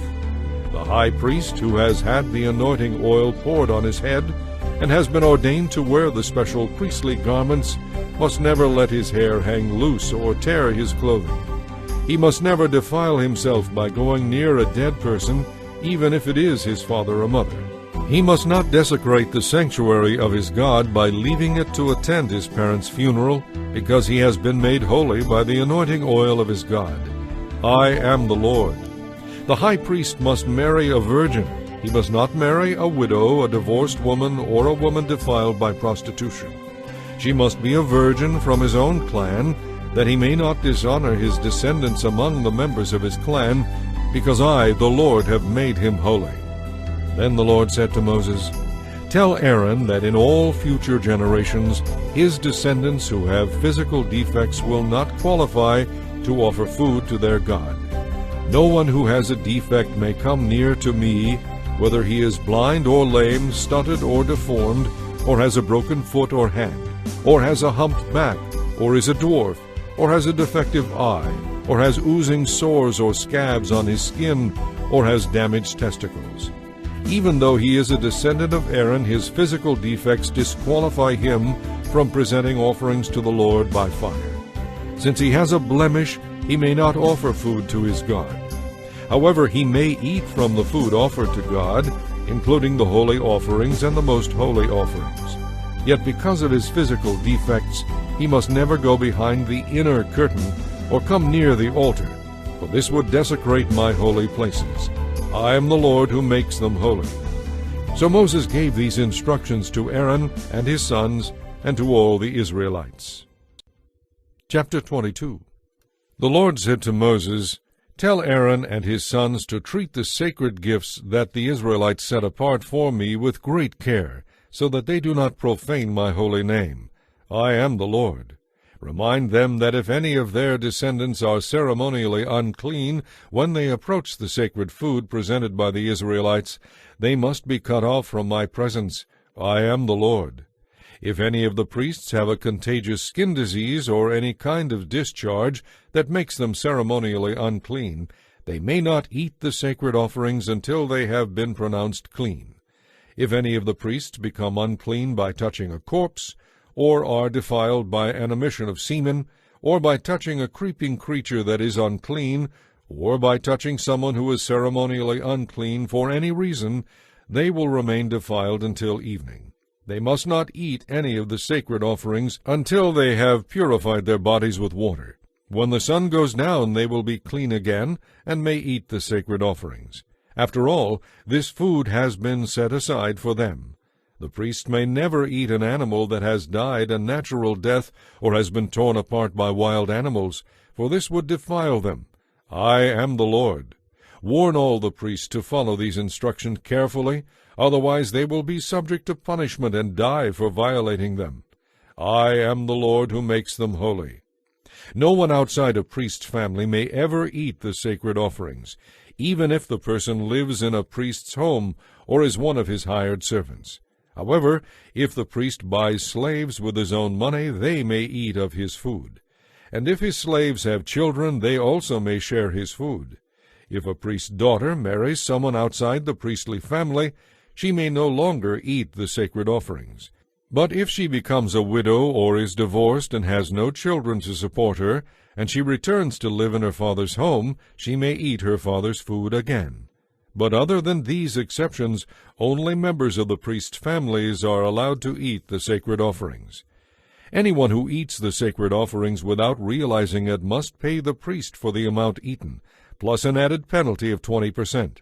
No one may defile the sacred offerings brought to the Lord by the Israelites by allowing unauthorized people to eat them. The negligent priest would bring guilt upon the people and require them to pay compensation. I am the Lord who makes them holy. And the Lord said to Moses, Give Aaron and his sons and all the Israelites these instructions, which apply to those who are Israelites by birth, as well as to the foreigners living among you. If you offer a whole burnt offering to the Lord, whether to fulfill a vow or as a freewill offering, it will be accepted only if it is a male animal with no physical defects. It may be either a bull, a ram, or a male goat. Do not bring an animal with physical defects, because it won't be accepted on your behalf. If you bring a peace offering to the Lord from the herd or flock, whether to fulfill a vow or as a freewill offering, you must offer an animal that has no physical defects of any kind. An animal that is blind, injured, mutilated, or that has a growth, an open sore, or a scab, must never be offered to the Lord by fire on the altar. If the bull or lamb is deformed or stunted, it may still be offered as a freewill offering, but it may not be offered to fulfill a vow. If an animal has damaged testicles or is castrated, it may never be offered to the Lord. You must never accept mutilated or defective animals from foreigners to be offered as a sacrifice to your God. Such animals will not be accepted on your behalf, because they are defective. And the Lord said to Moses, When a bull or a ram or a male goat is born, it must be left with its mother for 7 days. From the 8th day on, it will be acceptable as an offering given to the Lord by fire. But you must never slaughter a mother animal and her offspring on the same day, whether from the herd or the flock. When you bring a thanksgiving offering to the Lord, it must be sacrificed properly, so it will be accepted on your behalf. Eat the entire sacrificial animal on the day it is presented. Don't leave any of it until the 2nd day. I am the Lord. You must faithfully keep all my commands by obeying them, for I am the Lord. Do not treat my holy name as common and ordinary. I must be treated as holy by the people of Israel. It is I, the Lord, who makes you holy. It was I who rescued you from Egypt, that I might be your very own God. I am the Lord. Chapter 23. The Lord said to Moses, Give the Israelites instructions regarding the Lord's appointed festivals, the days when all of you will be summoned to worship me. You may work for 6 days each week, but on the 7th day all work must come to a complete stop. It is the Lord's Sabbath day of complete rest, a holy day to assemble for worship. It must be observed wherever you live. In addition to the Sabbath, the Lord has established festivals, the holy occasions to be observed at the proper time each year. First comes the Lord's Passover, which begins at twilight on its appointed day in early spring. Then the day after the Passover celebration, the festival of unleavened bread begins. This festival to the Lord continues for 7 days, and during that time all the bread you eat must be made without yeast. On the first day of the festival, all the people must stop their regular work and gather for a sacred assembly. On each of the next 7 days, the people must present an offering to the Lord by fire. On the 7th day, the people must again stop all their regular work to hold a sacred assembly. Then the Lord told Moses to give these instructions to the Israelites. When you arrive in the land I am giving you, and you harvest your first crops, bring the priest some grain from the first portion of your grain harvest. On the day after the Sabbath, the priest will lift it up before the Lord so it may be accepted on your behalf. That same day you must sacrifice a year-old male lamb with no physical defects as a whole burnt offering to the Lord. A grain offering must accompany it, consisting of 3 quarts of choice flour mixed with olive oil. It will be an offering given to the Lord by fire, and it will be very pleasing to him. Along with this sacrifice, you must also offer 1 quart of wine as a drink offering. Do not eat any bread or roasted grain or fresh kernels on that day until after you have brought this offering to your God. This is a permanent law for you, and it must be observed wherever you live. From the day after the Sabbath, the day the bundle of grain was lifted up as an offering, count off 7 weeks. Keep counting until the day after the 7th Sabbath, 50 days later, and bring an offering of new grain to the Lord. From wherever you live, bring 2 loaves of bread to be lifted up before the Lord as an offering. These loaves must be baked from 3 quarts of choice flour that contains yeast. They will be an offering to the Lord from the first of your crops. Along with this bread, present 7 one-year-old lambs with no physical defects, 1 bull and 2 rams as burnt offerings to the Lord. These whole burnt offerings, together with the accompanying grain offerings and drink offerings, will be given to the Lord by fire, and will be pleasing to him. Then you must offer 1 male goat as a sin offering, and 2 one-year-old male lambs as a peace offering. The priest will lift up these offerings before the Lord together with the loaves presenting the first of your later crops. These offerings are holy to the Lord and will belong to the priests. That same day you must stop all your regular work and gather for a sacred assembly. This is a permanent law for you, and it must be observed wherever you live. When you harvest the crops of your land, do not harvest the grain along the edges of your fields, and do not pick up what the harvesters drop. Leave it for the poor and the foreigners living among you. I, the Lord, am your God. The Lord told Moses to give these instructions to the Israelites. On the appointed day in early autumn, you are to celebrate a day of complete rest. All your work must stop on that day. You will call the people to a sacred assembly, the festival of trumpets, with loud blasts from a trumpet. You must do no regular work on that day. Instead, you are to present offerings to the Lord by fire. Then the Lord said to Moses, "Remember that the Day of Atonement is to be celebrated on the 9th day after the Festival of Trumpets. On that day you must humble yourselves, gather for a sacred assembly, and present offerings to the Lord by fire. Do no work during that entire day, because it is the Day of Atonement, when atonement will be made for you before the Lord your God, and payment will be made for your sins. Anyone who does not spend that day in humility will be cut off from the community. And I will destroy anyone among you who does any kind of work on that day. You must do no work at all. This is a permanent law for you, and it must be observed wherever you live. This will be a Sabbath day of total rest for you, and on that day you must humble yourselves. This time of rest and fasting will begin the evening before the Day of Atonement and extend until evening of that day." And the Lord said to Moses, "Tell the Israelites to begin the festival of shelters on the 5th day after the Day of Atonement. This festival to the Lord will last for 7 days. It will begin with a sacred assembly on the first day, and all your regular work must stop. On each of the 7 festival days, you must present offerings to the Lord by fire. On the 8th day you must gather again for a sacred assembly and present another offering to the Lord by fire. This will be a solemn closing assembly, and no regular work may be done that day. These are the Lord's appointed annual festivals.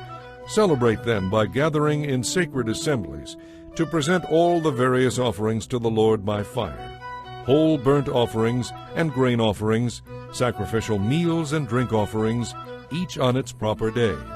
These festivals must be observed in addition to the Lord's regular Sabbath days.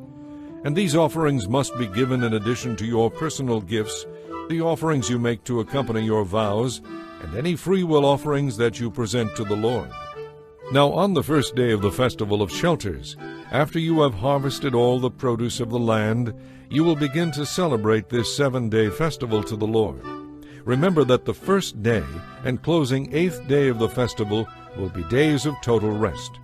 On the first day, gather fruit from citrus trees, and collect palm fronds and other leafy branches and willows that grow by the streams. Then rejoice before the Lord your God for 7 days. You must observe this 7-day festival to the Lord every year. This is a permanent law for you, and it must be kept by all future generations. During the 7 festival days, all of you who are Israelites by birth must live in shelters. This will remind each new generation of Israelites that their ancestors had to live in shelters when I rescued them from the land of Egypt. I, the Lord, am your God. So Moses gave these instructions regarding the annual festivals of the Lord to the Israelites. Chapter 24. The Lord said to Moses, "Command the people of Israel to provide you with pure olive oil for the lampstand, so it can be kept burning continually. Aaron will set it up outside the inner curtain of the most holy place in the tabernacle, and must arrange to have the lamps tended continually from evening until morning before the Lord. This is a permanent law for you, and it must be kept by all future generations. The lamps on the pure gold lampstand must be tended continually in the Lord's presence. You must bake 12 loaves of bread from choice flour, using 3 quarts of flour for each loaf. Place the bread in the Lord's presence on the pure gold table, and arrange the loaves in 2 rows, with 6 in each row. Sprinkle some pure frankincense near each row.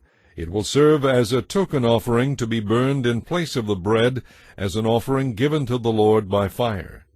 Every Sabbath day this bread must be laid out before the Lord on behalf of the Israelites as a continual part of the covenant.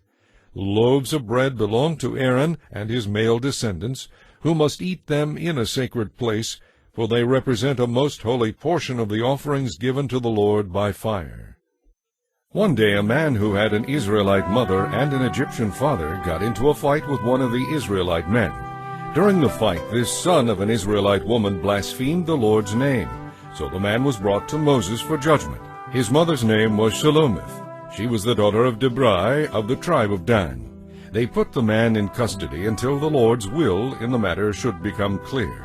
Then the Lord said to Moses, "Take the blasphemer outside the camp and tell all those who heard him to lay their hands on his head. Then let the entire community stone him to death. Say to the people of Israel, those who blaspheme God will suffer the consequences of their guilt and be punished. Anyone who blasphemes the Lord's name must be stoned to death by the whole community of Israel. Any Israelite or foreigner among you who blasphemes the Lord's name will surely die. Anyone who takes another person's life must be put to death. Anyone who kills another person's animal must pay it back in full, a live animal for the animal that was killed. Anyone who injures another person must be dealt with according to the injury inflicted, fracture for fracture, eye for eye, tooth for tooth. Whatever anyone does to hurt another person must be paid back in kind. Whoever kills an animal must make full restitution, but whoever kills another person must be put to death. These same regulations apply to Israelites by birth and foreigners who live among you. I, the Lord, am your God." After Moses gave all these instructions to the Israelites, they led the blasphemer outside the camp and stoned him to death, just as the Lord had commanded Moses. Chapter 25. While Moses was on Mount Sinai, the Lord said to him, "Give these instructions to the Israelites. When you have entered the land I am giving you as an inheritance, the land itself must observe a Sabbath to the Lord every 7th year. For 6 years you may plant your fields and prune your vineyards and harvest your crops. But during the 7th year the land will enjoy a Sabbath year of rest to the Lord. Do not plant your crops or prune your vineyards during that entire year. And don't store away the crops that grow naturally, or process the grapes that grow on your unpruned vines. The land is to have a year of total rest. But you, your male and female slaves, your hired servants, and any foreigners who live with you may eat the produce that grows naturally during the Sabbath year. And your livestock and the wild animals will also be allowed to eat of the land's bounty. In addition, you must count off 7 Sabbath years, 7 years times 7, adding up to 49 years in all. Then on the Day of Atonement of the 50th year, blow the trumpets loud and long throughout the land. This year will be set apart as holy, a time to proclaim release for all who live there. It will be a jubilee year for you, when each of you returns to the lands that belong to your ancestors and rejoins your clan. Yes, the 50th year will be a jubilee for you. During that year do not plant any seeds or store away any of the crops that grow naturally, and do not process the grapes that grow on your unpruned vines. It will be a jubilee year for you, and you must observe it as a special and holy time. You may, however, eat the produce that grows naturally in the fields that year. In the year of Jubilee each of you must return to the lands that belong to your ancestors. When you make an agreement with a neighbor to buy or sell property, you must never take advantage of each other. When you buy land from your neighbor, the price of the land should be based on the number of years since the last Jubilee. The seller will charge you only for the crop years left until the next year of Jubilee. The more the years, the higher the price. The fewer the years, the lower the price. After all, the person selling the land is actually selling you a certain number of harvests. Show your fear of God by not taking advantage of each other. I, the Lord, am your God. If you want to live securely in the land, keep my laws and obey my regulations. Then the land will yield bumper crops, and you will eat your fill and live securely in it. But you might ask, what will we eat during the 7th year, since we are not allowed to plant or harvest crops that year? The answer is, I will order my blessing for you in the 6th year, so the land will produce a bumper crop, enough to support you for 3 years. As you plant the seed in the 8th year, you will still be eating the produce of the previous year. In fact, you will eat from the old crop until the new harvest comes in the 9th year. And remember, the land must never be sold on a permanent basis because it really belongs to me. You are only foreigners and tenants living with me. With every sale of land there must be a stipulation that the land can be redeemed at any time. If any of your Israelite relatives go bankrupt and are forced to sell some inherited land, then a close relative, a kinsman redeemer, may buy it back for them. If there is no one to redeem the land but the person who sold it manages to get enough money to buy it back, then that person has the right to redeem it from the one who bought it. The price of the land will be based on the number of years until the next year of Jubilee. After buying it back, the original owner may then return to the land. But if the original owner cannot afford to redeem it, then it will belong to the new owner until the next year of Jubilee. In the Jubilee year, the land will be returned to the original owner. Anyone who sells a house inside a walled city has the right to redeem it for a full year after its sale. During that time, the seller retains the right to buy it back. But if it is not redeemed within a year, then the house within the walled city will become the permanent property of the buyer. It will not be returned to the original owner in the year of Jubilee. But a house in a village, a settlement without fortified walls, will be treated like property in the open fields. Such a house may be redeemed at any time, and must be returned to the original owner in the year of Jubilee. The Levites always have the right to redeem any house they have sold within the cities belonging to them. And any property that can be redeemed by the Levites, all houses within the Levitical cities, must be returned in the year of Jubilee. After all, the cities reserved for the Levites are the only property they own in all Israel. The strip of pasture land around each of the Levitical cities may never be sold.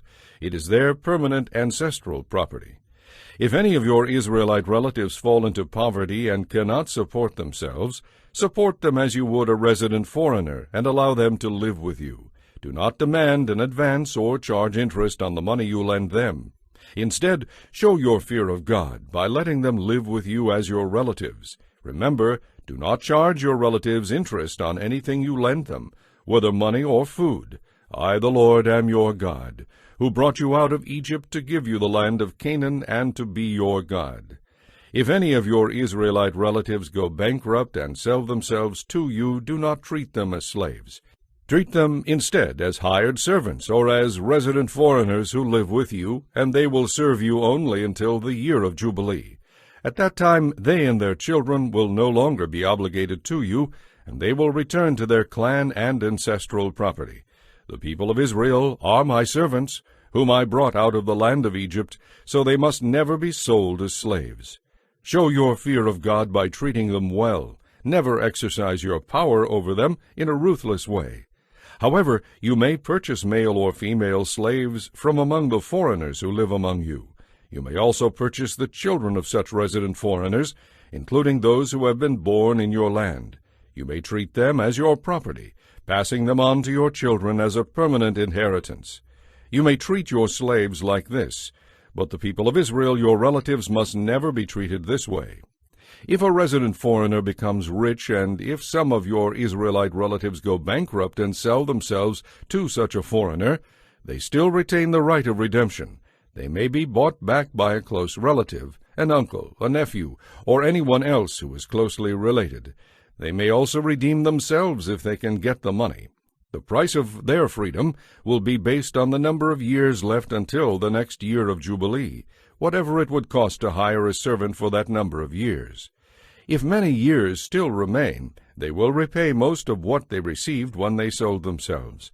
If only a few years remain until the year of Jubilee, then they will repay a relatively small amount for their redemption. The foreigner must treat them as servants hired on a yearly basis.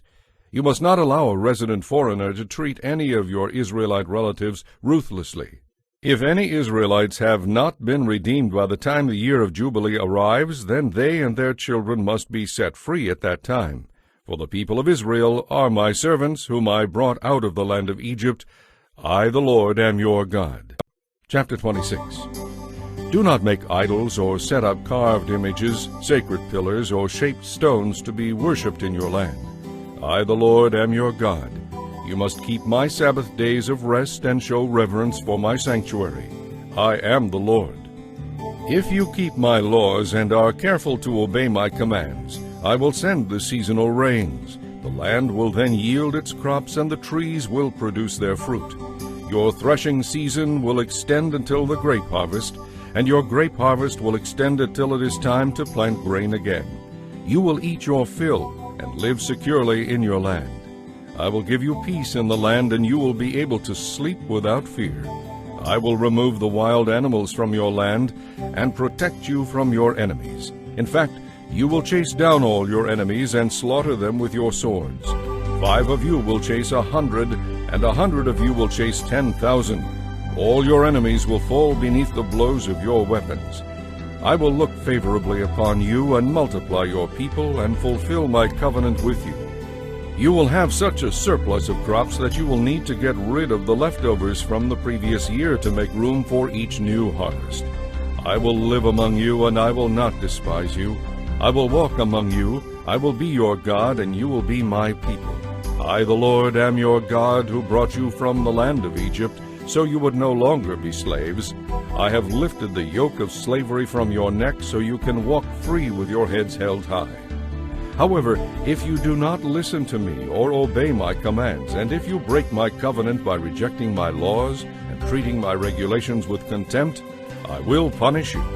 You will suffer from sudden terrors, with wasting diseases, and with burning fevers, causing your eyes to fail and your life to ebb away. You will plant your crops in vain, because your enemies will eat them. I will turn against you, and you will be defeated by all your enemies. They will rule over you, and you will run even when no one is chasing you. And if, in spite of this, you still disobey me, I will punish you for your sins 7 times over. I will break down your arrogant spirit by making the skies above as unyielding as iron, and the earth beneath as hard as bronze. All your work will be for nothing, for your land will yield no crops, and your trees will bear no fruit. If even then you remain hostile toward me and refuse to obey, I will inflict you with 7 more disasters for your sins. I will release wild animals that will kill your children and destroy your cattle, so your numbers will dwindle and your roads will be deserted. And if you fail to learn a lesson from this and continue your hostility toward me, then I myself will be hostile toward you, and I will personally strike you 7 times over for your sins. I will send armies against you to carry out these covenant threats. If you flee to your cities, I will send a plague to destroy you there, and you will be conquered by your enemies. I will completely destroy your food supply, so the bread from one oven will have to be stretched to feed 10 families. They will ration your food by weight, and even if you have food to eat, you will not be satisfied. If after this you still refuse to listen and still remain hostile toward me, then I will give full vent to my hostility. I will punish you 7 times over for your sins. You will eat the flesh of your own sons and daughters. I will destroy your pagan shrines and cut down your incense altars. I will leave your corpses piled up beside your lifeless idols, and I will despise you. I will make your cities desolate and destroy your places of worship, and I will take no pleasure in your offerings of incense. Yes, I myself will devastate your land. Your enemies who come to occupy it will be utterly shocked at the destruction they see. I will scatter you among the nations and attack you with my own weapons. Your land will become desolate and your cities will lie in ruins. Then at last the land will make up for its missed Sabbath years as it lies desolate during your years of exile in the land of your enemies. Then the land will finally rest and enjoy its Sabbaths. As the land lies in ruins, it will take the rest you never allowed it to take every 7th year while you lived in it. And for those of you who survive, I will demoralize you in the land of your enemies far away.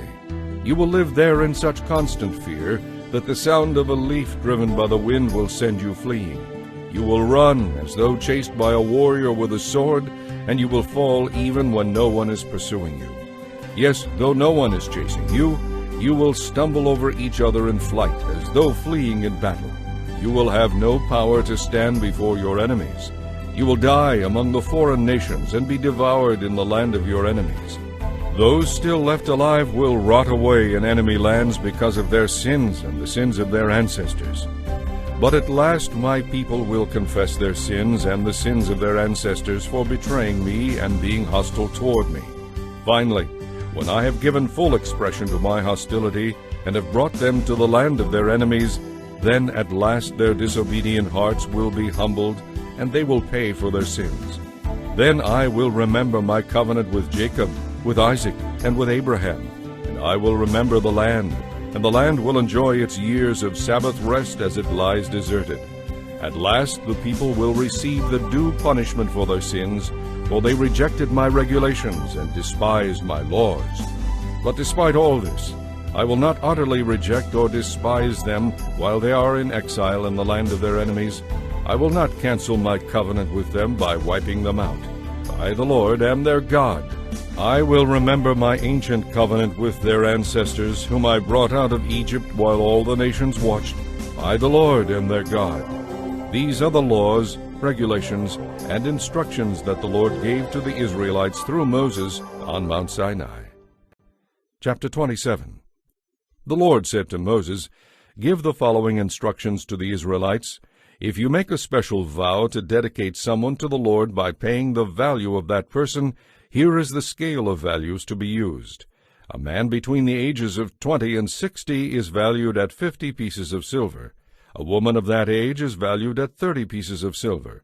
A boy between 5 and 20 is valued at 20 pieces of silver.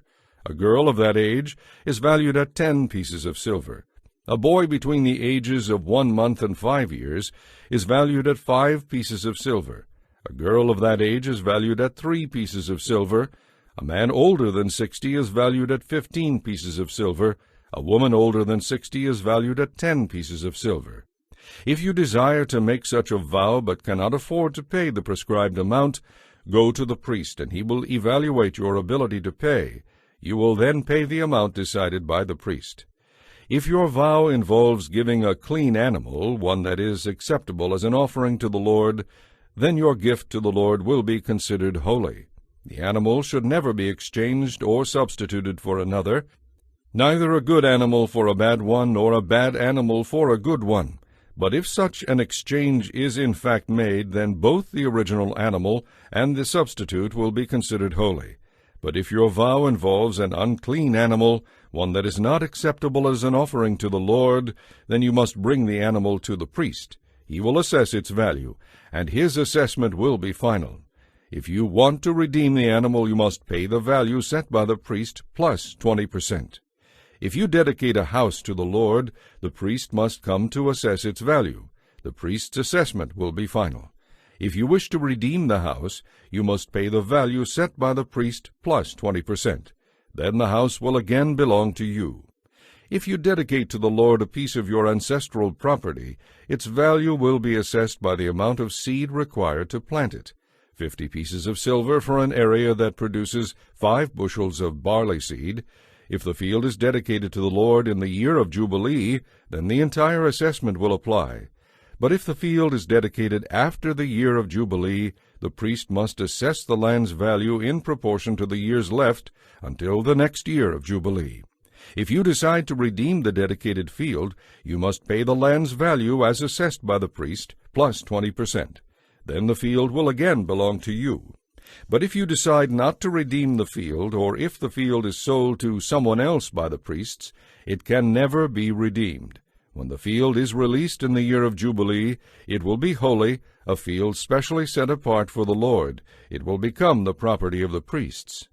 If you dedicate to the Lord a field that you have purchased, but which is not part of your ancestral property, the priest must assess its value based on the years until the next year of Jubilee. You must then give the assessed value of the land as a sacred donation to the Lord. In the year of Jubilee, the field will be released to the original owner from whom you purchased it. All the value assessments must be measured in terms of the standard sanctuary shekel. You must not dedicate to the Lord the firstborn of your cattle or sheep, because the firstborn of these animals already belong to him. However, if it is the firstborn of a ceremonially unclean animal, you may redeem it by paying the priest's assessment of its worth plus 20%. If you do not redeem it, the priest may sell it to someone else for its assessed value. However, anything specially set apart by the Lord, whether a person, an animal, or an inherited field, must never be sold or redeemed. Anything devoted in this way has been set apart for the Lord as holy. A person specially set apart by the Lord for destruction cannot be redeemed. Such a person must be put to death. 1/10 of the produce of the land, whether grain or fruit, belongs to the Lord and must be set apart to him as holy. If you want to redeem the Lord's 1/10 of the fruit or grain, you must pay its value plus 20%. The Lord also owns every 10th animal counted off from your herds and flocks. They are set apart to him as holy. The 10th animal must not be selected on the basis of whether it is good or bad, and no substitutions will be allowed. If any exchange is in fact made, then both the original animal and the substituted one will be considered holy and cannot be redeemed. These are the commands that the Lord gave to the Israelites through Moses on Mount Sinai.